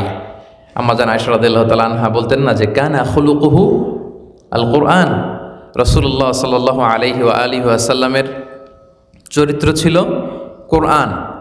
ইনদামা রাসূলুল্লাহ সাল্লাল্লাহু আলাইহি ওয়াসাল্লাম ইয়ামশি আলাল আরদ কাআন্নাল কোরআন ইয়ামশি আলাইহি, রাসূল সাল্লাল্লাহু আলাইহি ওয়াসাল্লাম যখন হেঁটে যেতেন as if a living Quran is walking on the street, মনে হতো যে একটা জীবন্ত কোরআন রাস্তা দিয়ে হেঁটে হেঁটে যাচ্ছে। সো দাওয়ার ক্ষেত্রে একজন লিভিং দায়ী, আমরা যারা দাওয়া অঙ্গনে আল্লাহ তাআলা আমাদেরকে কাজ করার সুযোগ করে দিয়েছেন, আমরা যেন লিভিং দায়ী হইতে পারি, মানে জীবন্ত দাওয়া। আমার আচরণে, আমার কথায়, আমার চলনে বলনে মানুষ যেন মেসেজ পায়, বার্তা পায়, এই চেষ্টাটা আমাদের করতে হবে। এবং দাওয়ার ল্যাঙ্গুয়েজ হতে হবে খুব soft and mild. The language of দাওয়া should be very soft and mild and touchy. এটা টাচি হইতে হবে। হৃদয় থেকে যেই কথা বেরোয় ওই কথাই অন্যের হৃদয়ে যে স্পর্শ করে, হৃদয় থেকে বেরোয় আসা কথাই অন্যের হৃদয়ে যে টাচ করে। আমরা যদি দেখি যে মুসা আলাইহিসসালাম এবং হারুন আলাইহিসসালাম তাদেরকে আল্লাহ তাআলা কি বলেছেন, ফেরাউনের কাছে যখন দাওয়া নিয়ে যেতে বলা হয়েছে, আল্লাহ তাআলা বলেছেন যে ফাকুলা লাহু কওলান লাইয়িনা লাআল্লাহু ইয়াতাযাক্কারু আও ইয়াখশা। হে মুসা এবং হারুন, তোমরা খুব সফট ল্যাঙ্গুয়েজে, খুব কোমল ভাষায়, একটা দরদ নিয়ে, একটা আদর মাখা কথামালা দিয়ে তোমরা দাওয়াত দাও, হয়তো সে উপদেশ গ্রহণ করবে। আচ্ছা সম্মানিত ভাইয়া, একটু খেয়াল করে দেখুন তো, আমরা আমাদের সমাজে আশেপাশে যাদেরকে পাপী মনে করি, যে সে আসলে পাপী, পাপাচারী, ফাসিক, জালেম, আমাদের সমাজের, আমাদের চোখে দেখা জালেমরা কি ফেরাউনের চেয়ে বড় জালেম? আমরা যাদেরকে গোমরা মনে করি, বাতিল মনে করি, খারাপ মনে করি, পাপী মনে করি, তারা কি ফেরাউনের চেয়ে বড় পাপী? না। তাহলে ফেরাউনের কাছে দাওয়াত নিয়ে যাওয়ার সময় আল্লাহ তাআলা বললেন ফাকুল আলাহু কওলান লাইয়িনা, সফট ল্যাঙ্গুয়েজে বল। এটা আসলে মানুষের স্বাভাবিক, তার আচরণটাও এরকম, প্রবৃত্তিটাও এরকম, বা প্রকৃতিটা এরকম যে আপনি যদি হিট করে কাউকে কথা বলেন সে শুনবে না। আপনি যদি সফটলি বলেন, মাইল্ডলি বলেন, একটা দরদ নিয়ে বলেন যে হায় রে আমার ভাইগুলো বুঝতেছে না, তারা সঠিক পথে থাকতে পারতেছে না, এই দরদের জায়গা থেকে যখন আপনি বলবেন, আপনার দাওয়াটা ফলপ্রসূ হবে, এটা ফ্রুটফুল হবে, প্রোডাক্টিভ হবে। তাহলে দাওয়ার ক্ষেত্রে এজ এ দাঈ ইলাল্লাহ আমাদের এটা খেয়াল রাখতে হবে যে আমাদের ল্যাঙ্গুয়েজ হইতে হবে ভেরি সফট অ্যান্ড মাইল্ড। রাসূল সাল্লাল্লাহু আলাইহি ওয়াসাল্লামের আপনি দাওয়া যদি দেখেন যে মোস্ট অফ দ্য টাইম রাসূল সাল্লাল্লাহু আলাইহি ওয়াসাল্লাম খুব সফট ল্যাঙ্গুয়েজে, খুব হৃদয়গ্রাহী বক্তব্য করতেন। তিনি তেজস্বী বক্তব্য যে দিতেন না তা না, দিতেন। মাঝে মাঝে খুব রেগে যেতেন, আলা সাউতু, ওয়াশতাদ্দা গাদাবু কান্নাহু মুনজিরু জাইশ, সেনাবাহিনীর ব্যাটালিয়নকে তিনি কমান্ড করছেন, এরকমও করতেন, এটা বিশেষ পরিস্থিতিতে। কিন্তু মোস্ট অফ দ্য টাইম রাসূল সাল্লাল্লাহু আলাইহি ওয়াসাল্লাম খুব কোমল ভাষায়, সফট ভাষায়, দরদ মাখা মন নিয়ে, শুভাকাঙ্ক্ষী হয়ে কথা বলতেন। ফাবিমা রাহমাতিম মিনাল্লাহি লিনতা লাহুম ওয়ালাউ কুনতা ফাদ্দান গালিযাল কলবি লাম ফাদ্দু মিন হাওলিক। নবী হে, আল্লাহর অশেষ অনুগ্রহে আপনি কোমল ভাষী হয়েছেন, নরম ভাষী হয়েছেন। আপনি কোমল না হয়ে যদি রূঢ় হতেন, কর্কশ হতেন, এখন যেমনি লোকেরা আপনাকে ঘিরে রাখে এরকম ঘিরে থাকতো না আপনার চারিপাশে, পালিয়ে যেত। এবং আমরা তো সিরাত পড়ে দেখেছি যে রাসূল সাল্লাল্লাহু আলাইহি ওয়াসাল্লামের চারিপাশে লোকজন সবসময় এসে জড়ো হয়ে থাকতো, মানে ওনাকে দেখতে, ওনার সাথে বসতে, ওনার কথা শুনতে মানুষ পাগল পাড়া হয়ে থাকতো। আব্দুল ইবনে সালামের একটা বর্ণনা আছে যে রাসূল সাল্লাল্লাহু আলাইহি ওয়াসাল্লাম যখন মক্কা থেকে মদিনায় হিজরত করলেন, সবাই বলল যে নবী এসেছে, নবী এসেছে। তো আব্দুল ইবনে সালাম তখন ইহুদি পণ্ডিত ছিলেন, তখনও মুসলিম হননি। তিনি বললেন সবার সাথে সাথে আমিও গেলাম। তো যে ফালাম্মা তাবায়্যানতু ওয়াজহা আরাফতু আন্না ওয়াজহাহু লাইসা বিওয়াজহিন কাযযাব, উনি বললেন সবাই যখন জড়ো হলো আমিও জড়ো হলাম। মুহাম্মদ সাল্লাল্লাহু আলাইহি ওয়াসাল্লামের চেহারার দিকে তাকিয়ে আমি তার চেহারা যখন দেখলাম, আমি বুঝতে পারলাম যে এ চেহারা কোনো মিথ্যাবাদীর চেহারা হতে পারে না। তো রাসূল সাল্লাল্লাহু আলাইহি ওয়াসাল্লামের চেহারা দেখেই তো মানুষ পাগল হয়ে যেত। এবং অনেক সাহাবারা ওনাদের ক্ষুধা লাগলে ঘর থেকে বেরোয় যে রাসূল সাল্লাল্লাহু আলাইহি ওয়াসাল্লামের কাছে চলে যেত। মানে রাসূল সাল্লাল্লাহু আলাইহি ওয়াসাল্লামের মোবারক নুরানি চেহারার দিকে তাকিয়ে থাকলেই সাহাবারা বলতেন যে আমাদের ক্ষুধা মিটে যেত। ফাবিমা রাহমাতিম মিনাল্লাহি লিনতা লাহুম ওয়ালাউ কুনতা ফাদ্দান গালিযাল কলবি লানফাদ্দু মিন হাওলিক। নবী হে, আপনি আল্লাহর রহমতে কোমল ভাষী হয়েছেন, নরম প্রকৃতির হৃদয়ের হয়েছেন আপনি, ফলে লোকজন আপনার চারিপাশে ঘিরে থাকে। তাহলে দাওয়ার ল্যাঙ্গুয়েজ হইতে হবে সম্মানিত ভাইয়েরা ভেরি সফট অ্যান্ড মাইল্ড, তাহলেই আপনার দাওয়াটা ফলপ্রসূ হবে, মানুষ শুনবে। ফলে আমরা যেন কাউকে অ্যাটাক করে কথা না বলি, হিট করে কথা না বলি, আগ্রাসী হয়ে কথা না বলি। এটা করলে আমার দাওয়া ফলপ্রসূ হবে না। তাহলে এটা গেল আরেকটা রিমাইন্ডার। এবং আল্লাহ রাসূল সাল্লাল্লাহু আলাইহি ওয়াসাল্লাম দাওয়াতি কাজ করতে যে যত ওয়ে হতে পারে সবগুলো ওয়ে তিনি ব্যবহার করেছেন। ইন্টারেক্টিভ দাওয়া সেশন করেছেন, মাঝে মাঝে প্রশ্ন ছুড়ে দিতেন। আমি কথা বলার সুযোগ পেলাম তো টানা শুধু কথা বলতেছি কিছু জিজ্ঞেস করি না, এতে শ্রোতারা মনোযোগ বা আকর্ষণ হারিয়ে ফেলে। রাসূল সাল্লাল্লাহু আলাইহি ওয়াসাল্লাম প্রশ্ন করতেন। আপনারা সবাই জানেন যে বিভিন্ন সময় রাসূল সাল্লাল্লাহু আলাইহি ওয়াসাল্লাম শ্রোতাদের মনোযোগ আকর্ষণের জন্য ব্যাপারটাকে আরও ক্লিয়ার করার জন্য তিনি প্রশ্ন ছুড়ে দিতেন।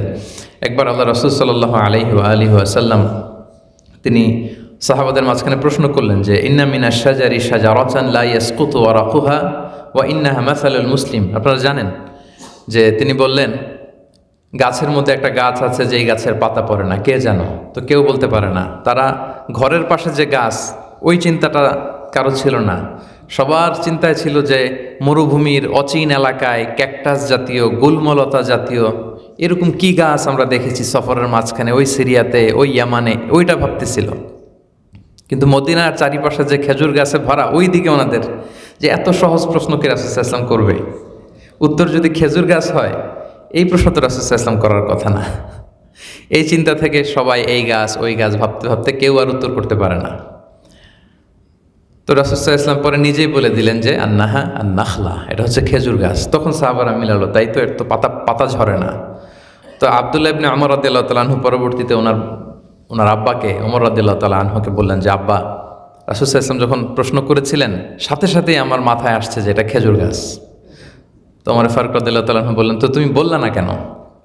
তো তিনি বললেন যে আমার একটু লজ্জা লাগতেছিল বলতে, বাপ চাচারা কেউ পারতেছে না, মুরব্বীরা কেউ উত্তর দিতে পারতেছে না, আমি এখান দিয়ে কিভাবে বলি? তো ওমর ফারুক রাদিয়াল্লাহু তাআলা আনহু বললেন যে তুমি যদি সবার সামনে উত্তরটা দিতে পারতা আমি তো অনেক খুশি হয়ে যেতাম। মানে লাল কপালওয়ালা উঁট পেলে আরবরা যত খুশি হয় এর চেয়ে বেশি খুশি হতো। আমার মানে কলিজাটা তো এত বড় হয়ে যেত, সম্মানটা তো রাসূল সাল্লাল্লাহু আলাইহি ওয়াসাল্লামের সামনে অনেক বেড়ে যেত। তো এই যে দেখেন, রাসূল সাল্লাল্লাহু আলাইহি ওয়াসাল্লাম হুট করে বললেই, কথা শুরু করলেই পারতেন যে এরকম একটা গাছ আছে, পাতা ঝরে না, এটা হচ্ছে খেজুর গাছ। এর উদাহরণ মুসলিমের উদাহরণ না। এই ছোট্ট খুব সাধারণ বিষয়টাকে অসাধারণ করে প্রেজেন্টেশন করা, অতি সাধারণ বিষয়কে অতি অসাধারণ করে প্রেজেন্টেশন করার গুণ কিন্তু আল্লাহ রাসূল সাল্লাল্লাহু আলাইহি ওয়াসাল্লামের ছিল। এবং ইসলামের এই প্রেজেন্টেশনের অভাবে আমরা ইসলামকে ছড়াতে পারি না। মানে ইসলামের যে ফিচার, ইসলামের যে ক্যারেক্টারিস্টিক্স, এত দামি সম্পদ আমাদের কাছে থাকার পরেও এর চমৎকার প্রেজেন্টেশনের অভাবে আমরা ইসলামকে ছড়াতে পারছি না। কিন্তু এই বস্তা পচা ওই সমস্ত মতবাদ, ওইটার প্রেজেন্টেশন, ওইটার পেছনে ফান্ডিং, ওইটার পেছনে ওয়েস্টের আপনার মনিটরিং, ফান্ডিং, এগুলো থাকার কারণে এগুলো হু হু করে সামনের দিকে এগিয়ে যাচ্ছে। কিন্তু ইসলামের মতো, কোরআনের মতো এত দামি সম্পদ আমাদের কাছে থাকার পরেও জাস্ট ব্যাড প্রেজেন্টেশন, সুন্দর প্রেজেন্টেশন করতে না জানার কারণে আমরা এটা ছড়াই দিতে পারছি না। তো আল্লাহ রাসূল সাল্লাল্লাহু আলাইহি ওয়াসাল্লাম তিনি কী করতেন? প্রশ্ন করতেন। এটা একটা দাওয়ার পদ্ধতি, যে প্রশ্ন করে খুব ছোট্ট, তুচ্ছ, সামান্য বিষয়কে অসাধারণ করে প্রেজেন্ট করা। এমনকি মজার ব্যাপার হচ্ছে, আপনি যদি খেয়াল করে দেখবেন যে রাসূল সাল্লাল্লাহু আলাইহি ওয়াসাল্লাম আরও অনেক ওয়েতে এই কনভারসেশনগুলো ইন্টারেক্টিভ করার চেষ্টা করতেন।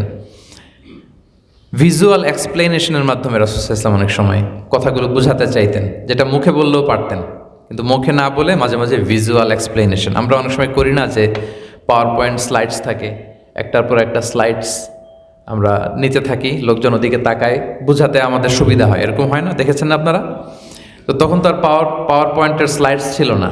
রাসূল সাল্লাল্লাহু আলাইহি ওয়াসাল্লাম কী করেছেন? যত ধরনের ফিজিক্যাল জেস্চার আছে, অঙ্গভঙ্গি, বিভিন্ন ধরনের নমুনা, এগুলো প্লেস করেও তিনি দাওয়াতি কাজ করেছেন। দু একটা উদাহরণ আপনাদের সাথে শেয়ার করি। আল্লাহ রাসূল সাল্লাল্লাহু আলাইহি ওয়াসাল্লাম মাঝে মাঝে বিভিন্ন সাইন ইউজ করতেন, হাদিস আমরা পাই। রাসূল সাল্লাল্লাহু আলাইহি ওয়াসাল্লাম একবার বলছিলেন যে আনা ওয়া কাফিলুল ইয়াতীমি ফিল জান্নাতি কাহাতাইন। এই যে জেস্চার ইউজ করতেছেন, হাতের দুই আঙ্গুল একসাথে এরকম দেখিয়ে, মুখে বললেও পারতেন যে আমরা পাশাপাশি থাকবো, এতিমের রক্ষণাবেক্ষণকারী এবং আমি প্রতিবেশী হব। এটা না বলে উনি কি বললেন? এই যে ভিজুয়াল এক্সপ্লেনেশন, আনা ওয়া কাফিলুল ইয়াতীমি ফিল জান্নাতি কাহাতাইন। এই দুই আঙ্গুল যেমনি খুব কাছাকাছি, গ্যাপ নাই, আমি এবং এতিমের রক্ষণাবেক্ষণকারীও খুব কাছাকাছি জান্নাতে থাকবো। তো এইভাবে ভিজুয়াল এক্সপ্লেনেশন করতেন। অন্য একটা হাদিসে পাওয়া যায় যে রাসূলুল্লাহ ইসলাম একবার সিরাতুল মুস্তাকিম কোনটা এটা বোঝাতে যে তিনি মরুভূমির মাঝখানে খেজুরের ডাল দিয়ে দাগ কেটেছেন। খত্তালানা রাসূলুল্লাহ ইসলাম খত্তান, লম্বা একটা দাগ কেটে বললেন এটা সিরাতুল মুস্তাকিম। এরপর ডানে অনেকগুলো ছোট ছোট দাগ কাটলেন খেজুরের ডাল দিয়ে, আবার বায়ে অনেকগুলো দাগ কাটলেন, বললেন এই সোজাটা হচ্ছে সিরাতুল মুস্তাকিম, আর ডানে বায়ে ছোট ছোট দাগ এগুলো হচ্ছে সুবুলুশ শায়তান, এগুলো হচ্ছে শয়তানের রাস্তা। এখান থেকে সে হাতছানি দেয়। খুব ইজি হয়ে গেল সাহাবাদের জন্য বোঝাটা। তিনি ভিজুয়াল এক্সপ্লেনেশন করলেন।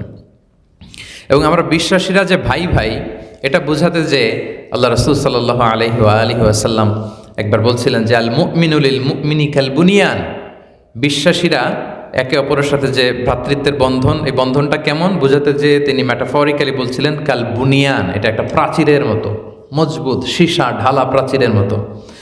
এবং বলতে যে উনি বলছেন যে ইয়াশুদ্দু বা'দুহু বা'দান ওয়া শাব্বাকা বাইনা আসাবিহি, এটা বোঝাতে যে আবার ভিজুয়াল এক্সপ্লেনেশন উনি এইভাবে দেখাচ্ছেন যে হাতের এই পাঁচ আঙ্গুল, এই পাঁচ আঙ্গুলের মধ্যে এইভাবে করে ধরলে যেরকম মজবুত, আমরা মুমিনরা, আমরা ভাই ভাই, আমাদের সম্পর্ক ঠিক এরকম মজবুত। তার মানে এই ভিজুয়াল এক্সপ্লেনেশনের মধ্য দিয়ে আল্লাহ রাসূল সাল্লাল্লাহু আলাইহি ওয়া আলিহি ওয়াসাল্লাম দাওয়াতকে আরও হৃদয়গ্রাহী করে উপস্থাপন করতেন। এগুলো সবই আপনাদের জানা, জাস্ট ফর রিমাইন্ডার কিছু আমি উল্লেখ করছি। এবং রাসূল সাল্লাল্লাহু আলাইহি ওয়াসাল্লামের দাওয়াতের আরেকটা মানহাজ ছিল, তিনি সবচেয়ে গুরুত্বপূর্ণ বিষয়গুলোকে আগে সামনে নিয়ে আসতেন, যেটাকে আমরা ইংরেজিতে গ্রাজুয়ালিটি বলি, আর তাদাররুজ বিল বাদই বিল আহাম্মি সুম্মাল মুহিম। আহাম যেটা এটা আগে, তারপরে মুহিম, তারপরে অন্যটা।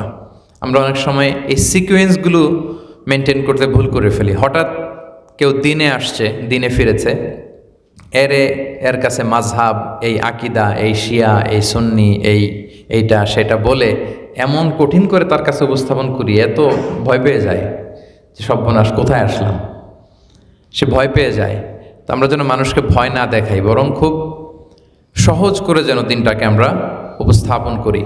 আমরা মুআয ইবনে জাবাল রাদিয়াল্লাহু তাআলা আনহুর হাদিস এখানে উল্লেখ করতে পারি যে আল্লাহ রাসূল সাল্লাল্লাহু আলাইহি ওয়া আলিহি ওয়াসাল্লাম তিনি যখন মুআয ইবনে জাবালকে ইয়ামানের গভর্নর করে পাঠালেন, তিনি বললেন যে ইন্নাকা তাআতি কওমান মিন আহলিল কিতাব, তুমি এমন একটা কমিউনিটিতে যাচ্ছ, এরা কিন্তু মুসলিম না, এটা হচ্ছে আহলে কিতাব কমিউনিটি, ওখানে ইহুদি আছে, খ্রিস্টান আছে।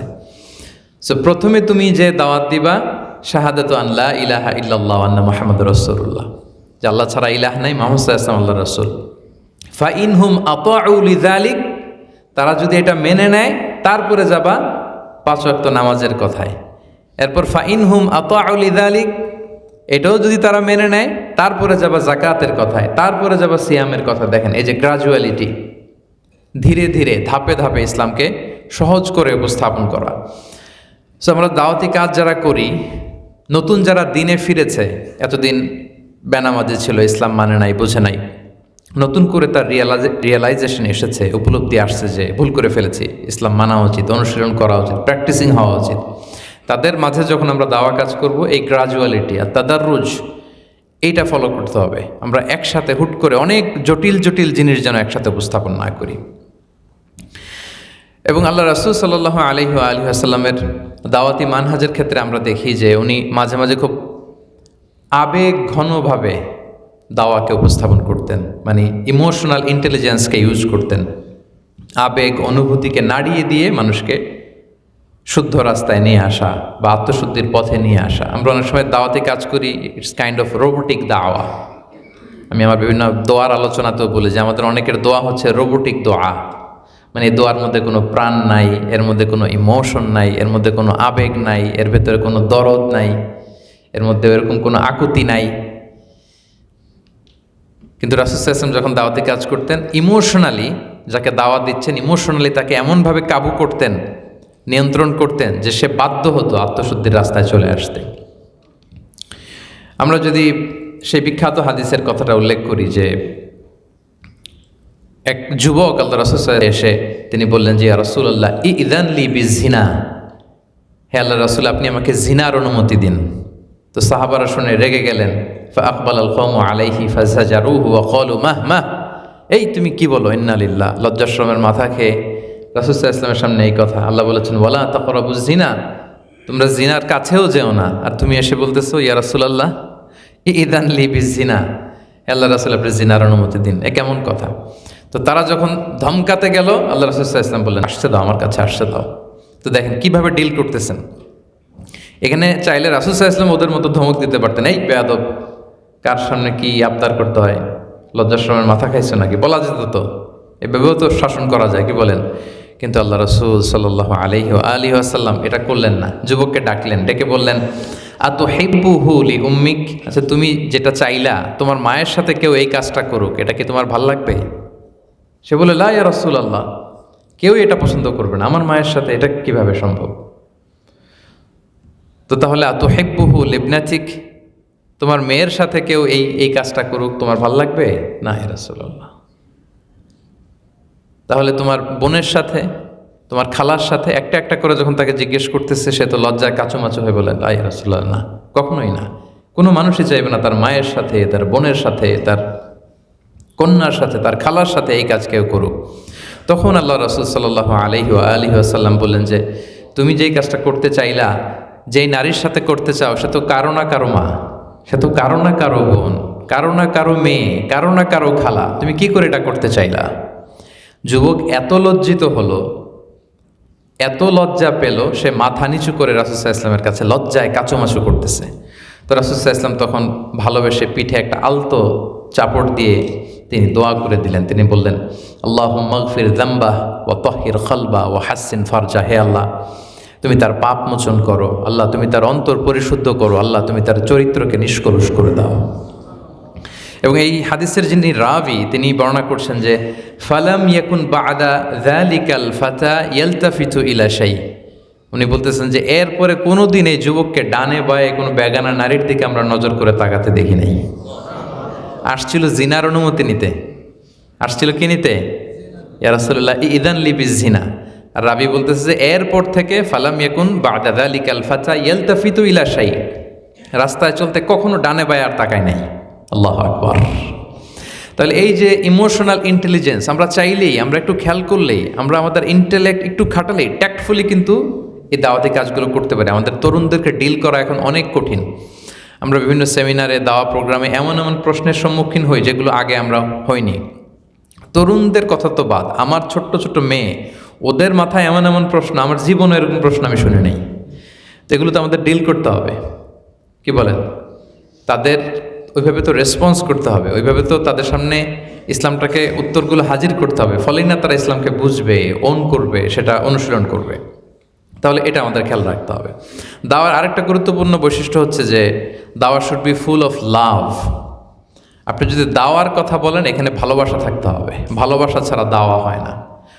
প্রিয় ভাইরা, মনে রাখবেন, ভালোবাসা দিয়ে যেটা জয় করা যায়, কঠোরতা দিয়ে সেটা পারা যায় না। রিপিট, আমি আবারও বলি, ভালোবাসা দিয়ে যেটা জয় করা যায়, কঠোরতা দিয়ে সেটা পারা যায় না। আপনারা এক বেদুইনের ঘটনা জানেন, বিখ্যাত ঘটনা। আল্লাহ রাসূল সাল্লাল্লাহু আলাইহি ওয়াসাল্লাম তিনি মসজিদে নববীতে বসা, বেদুইন চলে আসলো, এসে রাসূল সাল্লাল্লাহু আলাইহি ওয়াসাল্লামকে সালাম টালাম না দিয়ে, বেদুইন তো নগর জীবনের সভ্যতা, কার্টিসি, এটিকেটস কিছু জানে না, এসেই 2 রাকাত নামাজ পড়লো প্রথমে। রাসূল সাল্লাল্লাহু আলাইহি ওয়াসাল্লাম সাহাবীদের নিয়ে বসা, বেদুইন মসজিদে নববীতে ঢুকে তার উঁটটাকে মসজিদে নবীর পিলারের সাথে বেঁধে 2 রাকাত নামাজ পড়ে দোয়া শুরু করছে, আল্লাহুম্মা আরহামনি ওয়া মুহাম্মাদা ওয়ালা তারহাম মা'ানা আহাদা। আল্লাহ তুমি আমারে রহম করো আর মুহাম্মদ সাল্লাল্লাহু আলাইহি ওয়াসাল্লামকে রহম করো, আমাদের দুইজনের সাথে কাউরে রহম করো না তুমি। দেখেন, আদাবুদ দোয়া, দোয়ার যে এটিকেটস এটাও জানে না। তো রাসূল সাল্লাল্লাহু আলাইহি ওয়াসাল্লাম দূর থেকে তার এই দোয়া শুনে বলে, হায় রে, এত প্রশস্ত বিষয়টা লোকটা এত সংকীর্ণ করে ফেললো। মানে আল্লাহর দরবারে রহমতের তো কোনো কমতি ঘাটতি নাই, কি বলেন, আছে? নাই। তো সে কি দোয়া করলো এটা, আল্লাহুম্মা আরহামনি ওয়া মুহাম্মাদা ওয়ালা তারহাম মা'ানা আহাদা। আল্লাহ শুধু আমারে রহম করো আর মুহাম্মদ সাল্লাল্লাহু আলাইহি ওয়াসাল্লামকে রহম করো, আর আমাদের সাথে কাউরে তুমি রহম করো না। তো দোয়া টোয়া করে মসজিদে নবীর মাঝখানে বসে পেশাব করতে আরম্ভ করলো। সাহাবারা আবার ধমকাতে গেলেন।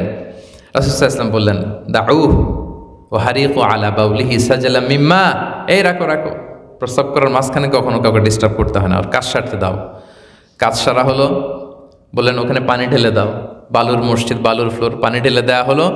এবার রাসূল সাল্লাল্লাহু আলাইহি ওয়াসাল্লাম তাকে ভালোবেসে আদর করে কাছে ডেকে বললেন যে, তুমি যে কাজটা করলে, যেখানে এটা করলে, এটা আমাদের এই পুরো মদিনার কমিউনিটির ইবাদতগাহ, এখানে আমরা আল্লাহর জিকির করি।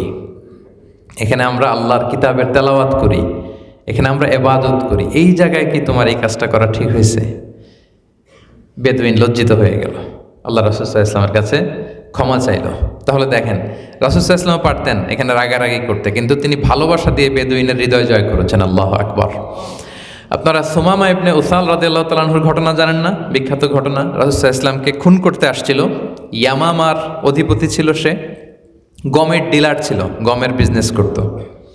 রাসূল সাল্লাল্লাহু আলাইহি ওয়াসাল্লামকে খুন করতে আসার পরে সাহাবারা তাকে ধরে ফেলে, ধরে মসজিদে নববীর পিলারের মধ্যে বেঁধে ফেলে। তো রাসূল সাল্লাল্লাহু আলাইহি ওয়াসাল্লাম ওখানে গেলেন, যাওয়ার পরে সাহাবারা জানালো যে তিনি হত্যা করতে এসেছিলেন আপনাকে, আমরা তাকে আটক করেছি। রাসূল সাল্লাল্লাহু আলাইহি ওয়াসাল্লাম বললেন যে তার সাথে ভালো আচরণ করো। প্রথম দিন বললেন যে ভালো আচরণ করলো, তো সাহাবারা ভালো আচরণ করলেন। এরপর দিন রাসূল সাল্লাল্লাহু আলাইহি ওয়াসাল্লাম বললেন যে কার বাসায় রুটি আছে, কিছু রুটি পাঠায় দাও। রুটি পাঠানো হলো। তারপর কার কাছে উট আছে, উটের দুধ নিয়ে যাও একটু তার কাছে, একেবারে ফ্রেশ ডেটস, খেজুর নিয়ে যাও। এবং রাসূল সাল্লাল্লাহু আলাইহি ওয়াসাল্লাম প্রতিদিন যে তার সাথে কনভারসেশন করতে আরম্ভ করলেন, ইসলামের সুমহান দাওয়াত দিতে লাগলেন। সে অবাক, 3 দিনের এই জামাই আদর পেয়ে সে রীতিমতো অবাক যে যুদ্ধবন্দীদের সাথে আমরা কি অমানবিক আচরণ করি, আর এই মদিনাতে যুদ্ধবন্দীদের সাথে এরকম আচরণ। 3 দিন যখন রাসূল সাল্লাল্লাহু আলাইহি ওয়াসাল্লাম তার কাছে ইসলামের সুমহান বাণী তুলে ধরলেন, এভাবে কখনো খেজুর দিয়ে আপ্যায়ন, কখনো রুটি দিয়ে আপ্যায়ন, কখনো দুধ দিয়ে আপ্যায়ন। 3 দিন পরে রাসূল সাল্লাল্লাহু আলাইহি ওয়াসাল্লাম সাহাবাদেরকে বললেন, যাও সুমামার বাঁধনটা খুলে দাও, রশিটা খুলে দাও। তাকে বেঁধে রাখা হয়েছিল। সাহাবারা বলে, ইয়া রাসূলুল্লাহ, তো মারাত্মক খুন করবে আপনাকে। রাসূল সাল্লাল্লাহু আলাইহি ওয়াসাল্লাম বললেন যে আমি যা জানি তোমরা সেটা জানো না, রশি খুলে দাও সুমামার। সাহাবারা খুলে দিল। সুমামা রাদিয়াল্লাহু তাআলা আনহু তখনই ঈমান আনেননি। মসজিদে নবীর পাশেই একটা কুয়া ছিল, কুয়ায় যেয়ে গোসল করে আসলেন। গোসল করে মসজিদে নবীতে ফিরে এসে সব সাহাবাদের সামনে সাক্ষ্য দিলেন, আশহাদু আল্লা ইলাহা ইল্লাল্লাহ ওয়া আশহাদু আন্না মুহাম্মাদান আবদুহু ওয়া রাসূলুহু। আমি সাক্ষ্য দিচ্ছি আল্লাহ ছাড়া কোনো ইলাহ নেই, এবং সাক্ষ্য দিচ্ছি মুহাম্মদ সাল্লাল্লাহু আলাইহি ওয়াসাল্লাম আল্লাহর রাসূল। এবং তখন তিনি বলেছিলেন যে মুহাম্মদ, আজকের আগে, এই মুহূর্তের আগে তোমার চেহারার চেয়ে কোনো অপছন্দনীয় চেহারা আমার কাছে ছিল না, কিন্তু ঠিক এই মুহূর্ত থেকে তোমার চেহারার চেয়ে কোনো প্রিয় চেহারা আমার জীবনে আর নাই। মুহাম্মদ, জেনে রেখো, এই মুহূর্তের আগে ইসলামের চেয়ে নিকৃষ্ট কোনো মতবাদ আমার কাছে ছিল না, কিন্তু এই মুহূর্তের পর ইসলামের চেয়ে প্রিয় কোনো ধর্ম আমার কাছে নাই। এই মুহূর্তের আগে মদিনার চাইতে অপছন্দনীয় কোনো শহর আমার কাছে ছিল না, কিন্তু ঠিক এই মুহূর্তের পরে মদিনার চাইতে প্রিয় কোনো ভূখণ্ড আমার হৃদয়ে নাই। রাসূল সাল্লাল্লাহু আলাইহি ওয়াসাল্লামের কাছ থেকে অনুমতি নিয়ে উমরা করতে চলে গেলেন তালবিয়া পড়তে পড়তে। এবং তিনি যে ঘোষণা দিলেন যে রাসূল সাল্লাল্লাহু আলাইহি ওয়াসাল্লাম যদি অনুমতি না দেয়, ইয়ামামার একটা গমের দানাও মক্কায় পৌঁছবে না। ইকোনমিক স্যাংশন, এই যে আমেরিকা যে স্যাংশন দেয় এখন, সে স্যাংশন দিয়ে ফেলছে। এখন মদিনাবাসী সেই ইয়ামামা থেকে আসা গম দিয়ে রুটি বানিয়ে তারা খেত। এখন মদিনা মক্কাবাসী, তো সে যখন গম বন্ধ করে দিছে, এখন না খেয়ে মরার উপক্রম। মক্কাবাসী রাসূল সাল্লাল্লাহু আলাইহি ওয়াসাল্লামের কাছে চিঠি লিখে পাঠালেন যে, হে মুহাম্মদ, তুমি কি চাও যে আমরা না খেয়ে মরি? আমাদের শত্রুতা, যুদ্ধ যাই হোক, আমরা তো এক এলাকার, এক গোত্রের, এক বংশের। তুমি একটু ইয়ামামারে বলে দাও, সেজন্য তার ইকোনমিক যে স্যাংশন, অর্থনৈতিক যে স্যাংশন সে দিয়েছে, অবরোধ, এটা যেন উঠায় নেয়। তা না হলে তো না খেয়ে আমাদেরকে মরতে হবে। আল্লাহু আকবার। রাসূল সাল্লাল্লাহু আলাইহি ওয়াসাল্লাম যখন মধ্যস্থতা করলেন, এরপরে ইয়ামামা এই স্যাংশন উঠায় নিলেন। প্রিয় ভাইরা, দেখেন, ওই 3 দিন রাসূল সাল্লাল্লাহু আলাইহি ওয়াসাল্লাম এমনভাবে, এত দরদ দিয়ে, এত ভালোবাসা দিয়ে উমামার কাছে ইসলামকে প্রেজেন্ট করেছিলেন যে উমামার মতো দুর্ধর্ষ এক ডাকাত একেবারে মোমের মতো গলে রাসূল সাল্লাল্লাহু আলাইহি ওয়াসাল্লামের ফলোয়ারে পরিণত হয়েছে। তাহলে দাওয়ার ক্ষেত্রে এজ এ দাঈ আমাদের সবসময় এই ব্যাপারগুলো আমাদের মাথায় রাখতে হবে যে আমরা ভালোবাসা দিয়ে যা করতে পারবো, কঠোরতা দিয়ে, বাড়াবাড়ি দিয়ে কঠিনকালেও সেটা করতে পারবো না। আমরা যেন কাউকে ছোট করে কথা না বলি। ভুল করলে আপনি কাউকে ছোট করে, হিট করে কিছু বলতে পারবেন না, নাম ধরে তাকে লজ্জিত করতে পারবেন না। আল্লাহ রাসূল সাল্লাল্লাহু আলাইহি ওয়াসাল্লাম ওনার তাসহিহ করার পদ্ধতি যদি আপনি দেখেন, আল্লাহু আকবার, কখনো কাউকে নাম ধরে ছোট করে কথা বলতেন না। ভুল করলে এটা করতেন না। আমরা কি করি, এই মিয়া আপনি এটা কি করছেন, এই তুমি ভুল করে ফেলছো, এই তুমি ফাসিক হয়ে গেছো, তুমি কাফের হয়ে গেছো। এগুলো কিন্তু আমাদের প্রবণতা। বরং তাসহিহ করার পদ্ধতি হচ্ছে যে এই ব্যাপারটা ভুল হয়ে গেছে, এটা ঠিক নয়, শুদ্ধ হচ্ছে এটা। শুদ্ধটা বলে ফেললে যেটা হবে, যে ভুল করছে সে সাবধান হয়ে গেল, আর গোটা কমিউনিটি সতর্ক হয়ে গেল। কি বলেন? সাহাবাদের মধ্য থেকে যদি কেউ ভুল করতো, রাসূল সাল্লাল্লাহু আলাইহি ওয়াসাল্লাম নাম উল্লেখ না করে এইভাবে বলতেন, মা বালু আকওয়ামিন ইয়াকুলুনা কাযা ওয়া কাযা, মা বালু আকওয়ামিন ইয়াফআলুনা কাযা ওয়া কাযা। তোমাদের কি হলো, তোমরা নাকি এমন এমন বলো? তোমাদের মধ্যে কি হলো, তোমরা নাকি এমন এমন করো? এটা তো ঠিক না। এরকম যখন বলতেন, যারা এমন এমন বলছে এরা তো শুধরে গেছেন, আর বাকিরাও জেনে গেল যে এই কাজটা ভুল, এটা শুদ্ধ না। সুবহানাল্লাহি বিহামদি। এভাবে তিনি তাসিহ করতেন। বিখ্যাত হাদিস আপনারা জানেন, একজন বলছে সারা রাত নামাজ পড়বো, একজন বলছে যে বিয়েই করব না, একজন বলছে যে সারা বছর রোজা রাখবো। এগুলো শোনার পর রাসূল সাল্লাল্লাহু আলাইহি ওয়াসাল্লাম বললেন যে তোমাদের কি হলো, তোমরা নাকি এমন এমন বলো? হ্যাঁ, ইন্নী লা আখশাকুম লিল্লাহি ওয়া আতকাকুম লাহু, আমি তো সবচাইতে বেশি আল্লাহকে ভয় করি, তোমাদের মধ্যে সবচাইতে বেশি মুত্তাকি আমি। তো আমি তো বিয়ে করেছি, আমি তো রাতে ঘুমাই, আবার তাহাজ্জুদের সালাত পড়ি, আমি রোজা রাখি কোনো কোনো দিন, কখনো কখনো রাখি না। সো এইভাবে ব্যালেন্স এবং পরিমিত জীবন বোধে আমার তো কোনো সমস্যা হয় নাই, তোমাদের কেন সমস্যা হয়? তাহলে নাম ধরে তাসিহ করতেন না, বরং কোনটা ভুল এটা তিনি বলে দিতেন। দায়ীদের জন্য আরেকটা পিচ্ছিল জায়গা হচ্ছে যে আমাদেরকে মানুষ জোর করে অনেক কথা বলার জন্য বলে যে বলেন, একটু নসিহত করেন। আমি তো প্রোগ্রাম এত কমিয়ে দিয়েছি, এই কাতারে বোধহয় একটু ব্যত্যয় হয়েছে। কাতারে বোধহয় আমার আজকে তো খুব প্রাইভেট প্রোগ্রাম, এরপরে বোধহয় 4 মসজিদে 4টা আম প্রোগ্রাম, তাফসির প্রোগ্রাম। তো আমি সাধারণত কোনো দেশে সফরে গেলে একটা প্রোগ্রাম করি শুধু। গত বছর আমি বাংলাদেশে 8 বিভাগে শুধু 8টা তাফসির প্রোগ্রাম করেছি, আপনারা দেখেছেন হয়তো। আলহামদুলিল্লাহ, খুব সাকসেসফুলি আমরা ইভেন্টগুলো সম্পন্ন করতে সক্ষম হয়েছি। খুব ক্রাউড হয়ে গেছে, খুব ক্রাউড হয়ে যায়। ইনডোর প্রোগ্রামগুলোতে আমরা যেমনি স্বাচ্ছন্দ্যে কথা বলতে পারি, মাঠের মাহফিলগুলোতে আসলে পারা যায় না। মাঠের মাহফিলে বসুন বসুন, শান্ত হন, থামুন, এই বলতে বলতে আধা ঘন্টা চলে যায়। আর ইয়াং ছেলেদের যে ক্রাউড ধাক্কা ধাক্কি করে সামনে আসতে চায়, এলইডি স্ক্রিন আছে বড় বড়, ওখানে হুজুরকে দেখা যাচ্ছে, আরো বড় দেখা যাচ্ছে। ওখানে কিন্তু অনেক বড় দেখা যায় আমাদেরকে, 2-3 গুণ লম্বা। না, ওইখানে দেখবে না, ধাক্কা ধাক্কি করে স্টেজের সামনে এসে দেখতে চায়। তো কমিয়ে দিলাম কেন? কারণ রোবোটিক দাওয়া এটা আসলে ফ্রুটফুল না। প্রতিদিন 2টা-3টা মাহফিল, আমার নিজেরও তো আধ্যাত্মিকতার দরকার আছে। কথাগুলো তো আগে আমার জন্য, আমার তো আগে ডাইজেস্ট করতে হবে। আমার নিজের আমল আখলাকের ব্যাপারে তো আমার আগে ভাবতে হবে। এখন আমার কাছে এত নসিহতের ভান্ডার কোত্থেকে আসলো যে সকাল দুপুর রাত আমার বসাই দিলেই শুধু নাসিহাত বের হয় রোবোটিক সিস্টেমে। সকালে বসলেও 2 ঘন্টা, দুপুরে বসাই দিলে 2 ঘন্টা, রাতে 2 ঘন্টা, এত ঘন্টার পর ঘন্টা নাসিহাত আমি দিব কোত্থেকে? এগুলো তো আগে আমার ডাইজেস্ট করতে হবে, কি বলেন? এই জায়গাটা বড় পিচ্ছিল দায়ীদের জন্য। সো আগেও আমার পলিসি এটা ছিল যে খুব কম সংখ্যায় প্রোগ্রাম করা, পাবলিক অ্যাপেয়ার খুব কমিয়ে দেওয়া, এবং এবার তো ফর্মালি আমরা শুধু 8 বিভাগে 8টা প্রোগ্রাম করেছি। তো যে পয়েন্টটা আমি বলতে চাচ্ছি সেটা হচ্ছে, উপদেশ শুধু অন্যদের জন্য নয়। আমরা যে নাসিহাগুলো করি, খেয়াল রাখতে হবে অ্যাজ এ দায়ী, এই নাসিহাতটা সবার আগে অ্যাপ্লিকেবল আমার জন্য। আই রিপিট, আমি আবারও বলছি, আমরা যে ওয়াজগুলো করি, নাসিহাতগুলো করি, উপদেশমালাগুলো রাখি, এটার সবার আগে অ্যাপ্লিকেবল কার জন্য? আমার নিজের জন্য। আমরা মানুষকে আল্লাহর ভয়ের জন্য বলবো, আমরাই যদি আল্লাহকে ঠিকঠাক ভয় না করি, আমরা মানুষকে সৎ হতে বলি, আমরাই যদি সৎ না হই, তাহলে তো হবে না। তো এটা অনেক পিচ্ছিল একটা জায়গা। আল্লাহ তাআলা বলছেন, ইয়া আইয়ুহাল্লাযীনা আমানু লিমা তাকুলুনা মা লা তাফআলুন কাবুরা মাকতান ইনদাল্লাহি আন তাকুলু মা লা তাফআলুন। যেটা করো না এটা কেন বলো, এটা তো আল্লাহর কাছে অপছন্দনীয়। সো এটা আমাদেরকে খেয়াল রাখতে হবে যে যা বলি এদের দায়ী ইলাল্লাহ, এটা যেন আগে নিজে করি। রাসূল সাল্লাল্লাহু আলাইহি ওয়াসাল্লাম মানুষকে আল্লাহমুখী হইতে বলতেন, তিনি সবচাইতে আল্লাহমুখী ছিলেন। রাত্রিবেলা তাহাজ্জুদের সালাত পড়তে পড়তে পা ফুলে যেত ওনার, সিজদায় পরে কাঁদতে কাঁদতে জায়নামাজ ভিজিয়ে ফেলতেন, জামা ভিজিয়ে ফেলতেন, ফ্লোর ভিজিয়ে ফেলতেন। আম্মা জান আয়েশা বলতেন, ইয়া রাসূলুল্লাহ, আপনার তো আগের পরে সব গুনাহ মাফ, তারপরও এত কষ্ট কেন করেন? তিনি বলতেন যে আফালা উহিব্বু আন আকুনা আবদান শাকুরা, হে আয়েশা, আমি কি শুকরগুজার বান্দা হতে চাইবো না, পছন্দ করব না?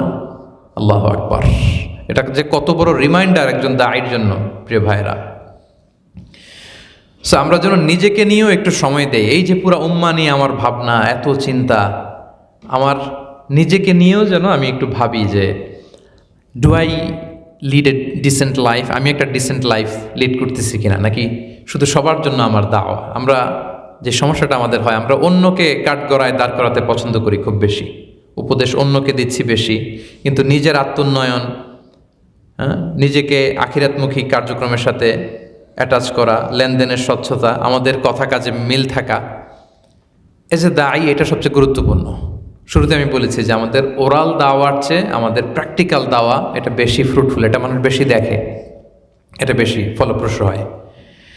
দায়ীদের অনেক বিবেকবোধ সম্পন্ন হতে হয়, মানে উচ্চ বিবেকবোধ সম্পন্ন, কনসিডারেট, অন্যের ব্যাপারে অনেক বেশি কনসিডারেট থাকা, যে অন্যের কষ্ট হয়ে গেল কিনা। ম্যান অফ 6 সেন্সেস হইতে হয়, সবগুলো সেন্স যেন কাজ করে। আমি ছোট্ট দু একটা উদাহরণ দিয়ে শেষ করে দিচ্ছি। আমরা যদি দেখি যে রাসূল সাল্লাল্লাহু আলাইহি ওয়াসাল্লাম কোনো একটা মজলিসে গেলে, কোনো নামাজের ইমামতি করলে কার কি কষ্ট হচ্ছে, সুবিধা হচ্ছে, অসুবিধা হচ্ছে, খুব খেয়াল করতেন। মুআয ইবনে জাবালের ঘটনা জানেন, একবার মাগরিবের নামাজে লম্বা কেরাত পড়লেন সূরা বাকারা দিয়ে। সেখানকার এলাকার মুসল্লিরা ছিল শ্রমজীবী সাহাবী, তারা নামাজ ছেড়ে দিয়ে নিজেরা নামাজ পড়ে এসে বিচার দিলেন, ইয়া রাসূলুল্লাহ, এমন ইমাম পাঠালেন উনি মাগরিবে পড়ে সূরা বাকারা, আমাদের তো কষ্ট হয়। রাসূল ইসলাম রেগে গেলেন, আফাতানুন আনতা ইয়া মুআয, মুআয তোমাকে পাঠালাম কমিউনিটির ইউনিটি ধরে রাখার জন্য, তুমি ফিতনা ছড়াচ্ছ। তুমি কি সাব্বিহ ইসমা রাব্বিকাল আ'লা মুখস্থ নাই? ওয়াদ-দুহা ওয়াল-লাইলি ইযা সাজা ওয়াশ-শামসি ওয়া-দুহা মুখস্থ নাই এগুলো? তো এগুলো দিয়ে কেন পড়ো না? দেখেন সেন্স রাসূল সাল্লাল্লাহু আলাইহি ওয়াসাল্লামের, কনসিডারেট, উচ্চ বিবেকবোধ সম্পন্ন। একবার এক নামাজ রাসূল সাল্লাল্লাহু আলাইহি ওয়াসাল্লাম খুব ছোট করলেন। সাহাবারা বললেন, ইয়া রাসূলুল্লাহ, এত শর্ট নামাজ কেন পড়লেন? তিনি বললেন, হঠাৎ করে নামাজের মাঝখানে মহিলাদের কাতার থেকে ছোট্ট একটা বাচ্চার কান্নার আওয়াজ আমার কানে এসেছে। আমার মনে হচ্ছে এই বাচ্চাটাকে সামলাতে মেয়েদের কাতারে একটা মায়ের বড্ড কষ্ট হচ্ছে। মেয়েদের কাতারে একটা মায়ের ওই বাচ্চাটাকে সামলাতে বড্ড কষ্ট হচ্ছে আমার মনে হলো, এই জন্য নামাজটাকে শর্ট করে দিলাম। দেখেন, একবার লম্বা সেজদা দিলেন এশার নামাজে। সাহাবারা বলেন, এত লম্বা সেজদা তো দিতে দেখি না, অসুস্থ হয়ে গেলেন নাকি, অথবা ওহি আসলো নাকি? রাসূল সাল্লাল্লাহু আলাইহি ওয়াসাল্লাম বললেন, কুল্লু যালিকা লাম ইয়াকুন ওয়ালাকিন নাবনি ইরতাহালানি ফাকারিহতু আন উআজিলাহু হাত্তা ইয়াকদি হাজাতাহ। কোনোটাই না, অসুস্থ হই নাই, ওহিও আসে নাই, সেজদারত অবস্থায় আমার নাতি হুসাইন আমার কাঁধের উপরে চেপে বসেছে, খেলতেছিল, তো আমি মাথা উঠালে ওর খেলা একটু ডিস্টার্ব হবে। আল্লাহু আকবার। এজন্য যতক্ষণ না ওর খেলা শেষ না হয়েছে আমি মাথা উঠাই নাই, তারও খেলা শেষ হয়েছে আমি মাথা উঠিয়েছি সেজদা থেকে। সুবহানাল্লাহ। কনসিডারেট, উচ্চ বিবেকবোধ সম্পন্ন, দ্য ম্যান অফ 6 সেন্সেস। দেখেন কোথায় কি হচ্ছে। ইমাম এখন আল্লাহু আকবার বলে আমি তো চমৎকার মাইক্রোফোন পেয়ে দরাজ গলায় তেলাওয়াত করতেছি, বাইরে দুর্যোগপূর্ণ অবস্থা, বাইরে চলতেছে কি জুমার নামাজে বৃষ্টি। এখন বাইরের মুসল্লিদের, রাস্তার মুসল্লিরা কি রোদের মধ্যে পড়তেছে না বৃষ্টিতে ভিজতেছে? যদি আমার খেয়াল না থাকে তাহলে এটা হলো না। রাসূল সাল্লাল্লাহু আলাইহি ওয়াসাল্লামের দাওয়া পদ্ধতি এমন ছিল না, কনসিডারেট ছিলেন, ম্যান অফ 6 সেন্সেস ছিলেন, উচ্চ বিবেকবোধ সম্পন্ন ছিলেন। সব শেষের কথা, একজন দায়ীর টাইমিং বুঝে দাওয়া কাজ করতে হবে, এটা খুব জরুরি। এক এলাকার লোক খাওয়ার পরে ওয়াজ শোনে, এখন আপনি খাওয়ার আগে ওয়াজ শুরু করে দিলেন। আবার কোনো এলাকার লোক খাওয়ার আগে ওয়াজ শোনে, আপনি ওয়াজ করতে চাইলেন খাওয়ার পরে, এটা হবে না। আপনার টাইমিং বুঝে দাওয়াটা দিতে হবে, মানে সঠিক সময়ের অপেক্ষা করা। লাস্ট কথা, লাস্ট একটা হাদিস দিয়ে এই পয়েন্টটা শেষ করি যে প্রপার টাইমিং ফর দাওয়া ব্যাপারটা কি। মদিনাতে আল্লাহ রাসূল সাল্লাল্লাহু আলাইহি ওয়া আলিহি ওয়াসাল্লামের একজন খাদেম ছিল, ইয়াহুদি খাদেম, ছোট্ট ইহুদি ছেলে। কানা গোলামুন ইয়াহুদিয়ুন ইয়াখদুমুন নবী সাল্লাল্লাহু আলাইহি ওয়াসাল্লাম। এক ইহুদি গোলাম, ছোট্ট ছেলে, সে রাসূল সাল্লাল্লাহু আলাইহি ওয়াসাল্লামের খেদমত করতো, আসতো যেত, কিন্তু রাসূল সাল্লাল্লাহু আলাইহি ওয়াসাল্লাম কখনো তাকে ঈমানের দাওয়াত দেয় নাই, মানে লা ইলাহার দাওয়াত দিচ্ছে না। রাসূল সাল্লাল্লাহু আলাইহি ওয়াসাল্লাম একটা প্রপার টাইমিংয়ের অপেক্ষা করতেছে, যেটা ভালো সময়ে দিব। দেখেন কীভাবে তিনি সিলেক্ট করতেন। হঠাৎ সে যখন অসুস্থ হলো, রাসূল সাল্লাল্লাহু আলাইহি ওয়াসাল্লাম শুনলেন যে ছেলেটা অসুস্থ, তাকে দেখতে গেলেন। তার মাথার পাশে বসলেন, বসে রাসূল সাল্লাল্লাহু আলাইহি ওয়াসাল্লাম মাথায় হাত দিয়ে তার খোঁজখবর নিচ্ছেন, কী অবস্থা। রাসূল সাল্লাল্লাহু আলাইহি ওয়াসাল্লাম এটা করতেন, অসুস্থ হলে ভিজিট করতে যেতেন। রাসূল সাল্লাল্লাহু আলাইহি ওয়াসাল্লামের ডেইলি রুটিনের উপর আমার একটা লেকচার আছে, daily routine of prophet Muhammad সাল্লাল্লাহু আলাইহি সাল্লাম। তো উনি 10:30 11টার দিকে এই টাইমে 2টা কাজ করতেন। উনি মদিনার মার্কেট ভিজিট করতে যাইতেন, আর কেউ অসুস্থ থাকলে তাকে ভিজিট করতে যাইতেন, এবং যে মাথায় হাত দিয়ে আল্লাহুম্মা রাব্বান নাস আযহিবিল বাস ইশফি আনতা, এই দোয়াগুলো করতেন এবং আশা দিতেন, লা বাসা আলাইক তুহুরুন ইনশা। আরে কি বলছো, তুমি অসুস্থ, তুমি সুস্থ, লা বাসা আলাইক, তোমার গুনাহ মাফ হয়ে যাচ্ছে। এ শুনলে অসুস্থরা আরও সুস্থ হয়ে যেত। আমরা অনেক সময় এটা ভুল করি, অসুস্থ মানুষের ভয় দেখাই।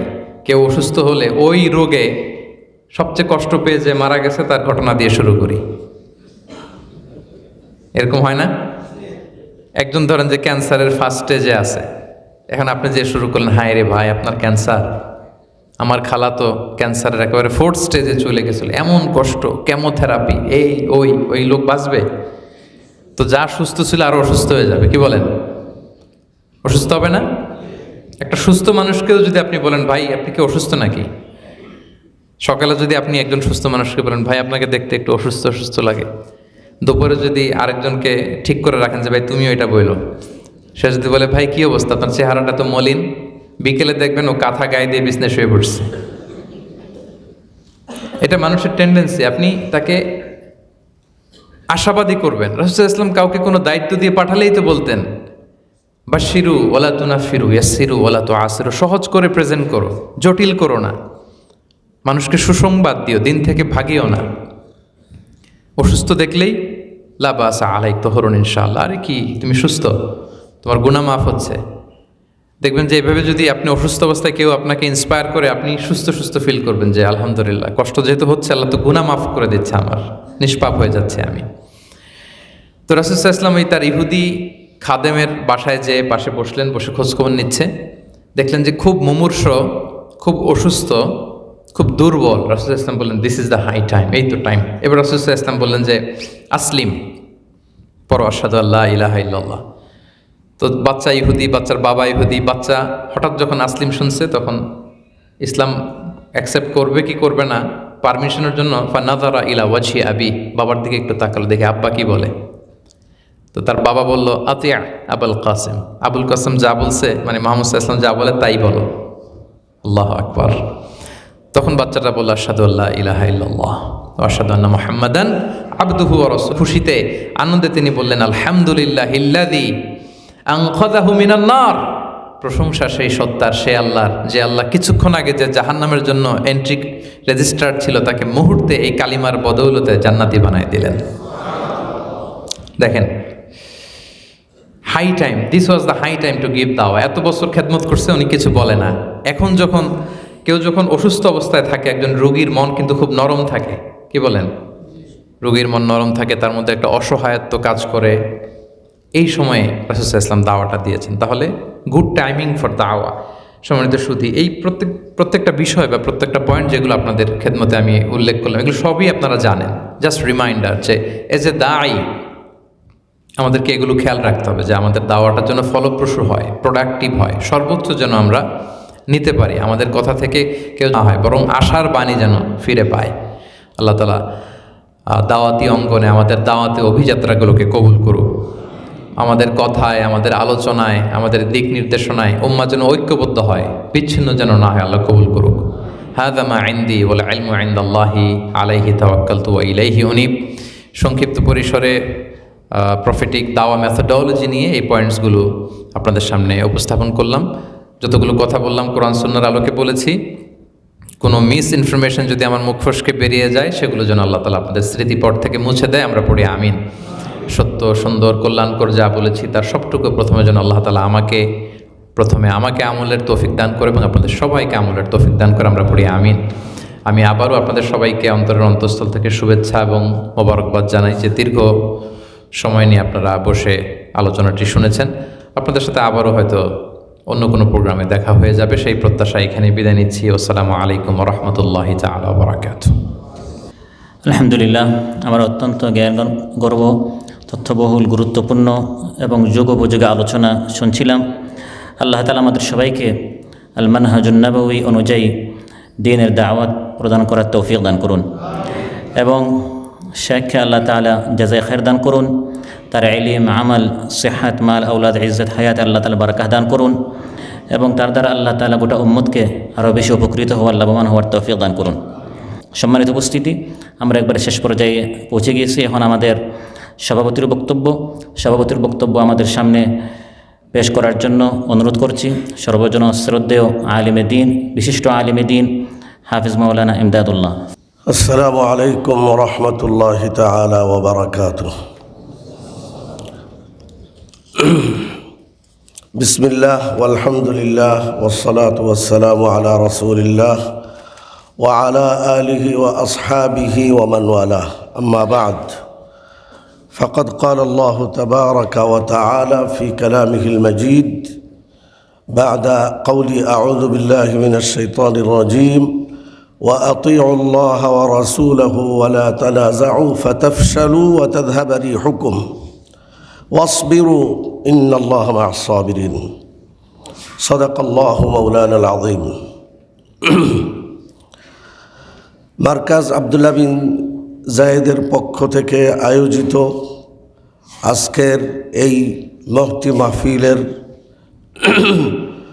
মধ্যমণি ফজিলাতুদ দাক্তুর শেখ মিজানুর রহমান আল আজহারি হাফিজাহুল্লাহ এবং উপস্থিত ওলামায়ে কেরাম, খোতাবা, দাঈ, মুবাল্লিগিন এবং সর্বস্তরের আমার প্রিয় ভাইয়েরা, সর্বপ্রথম আল্লাহ রব্বুল আলমিনের দরবারে শুকরিয়া জ্ঞাপন করছি, অসংখ্য শুকরিয়া, যিনি আমাদেরকে এমন একটি সুন্দর মাহফিলে ওলামায়ে কেরামগণের সোহবতে উপস্থিত হয়ে দ্বীনের আলো নিয়ে যাওয়ার তৌফিক দান করেছেন।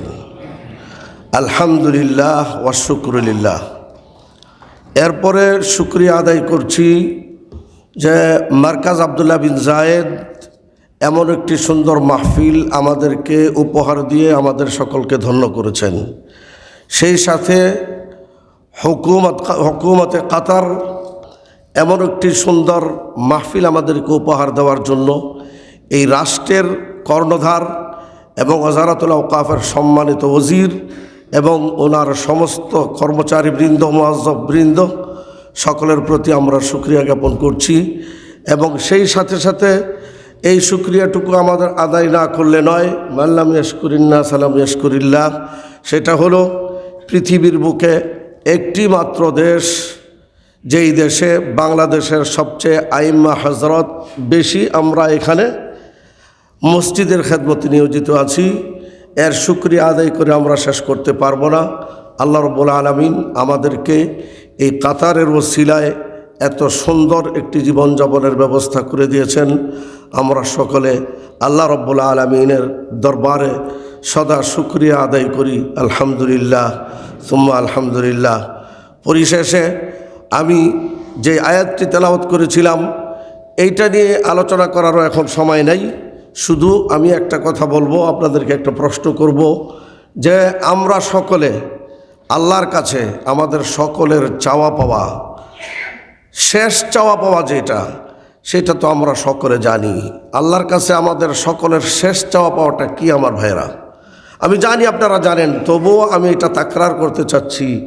আমাদের সকলের শেষ চাওয়া পাওয়াটা একটু যদি আমার সাথে বলতেন যে আমাদের সকলের শেষ চাওয়াটা আল্লাহর কাছে কি?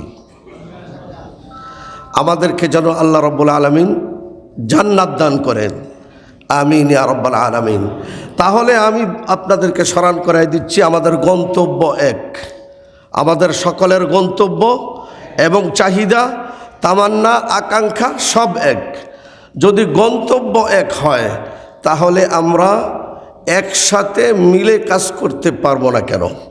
যেহেতু আমাদের যেতে হবে তো এক জায়গায়, এক জায়গায় যেতে হলে যদি কলহ, ঝগড়া, বিচ্ছেদ ইত্যাদি থাকে তাহলে তো এক জায়গায় যেতে পারবো না, সেখানে গিয়ে তো ঝগড়াই করতে হবে। কাজেই বেহেশত তো ঝগড়ার জায়গা নয়। কাজেই ঝগড়া ফাসাদ যা কিছু ইখতিলাফ আছে সব দুনিয়া থেকে মিটাই যেতে হবে। এই জন্য দেখেন, আমি একটা এক্সাম্পল দিয়ে শেষ করে দিচ্ছি।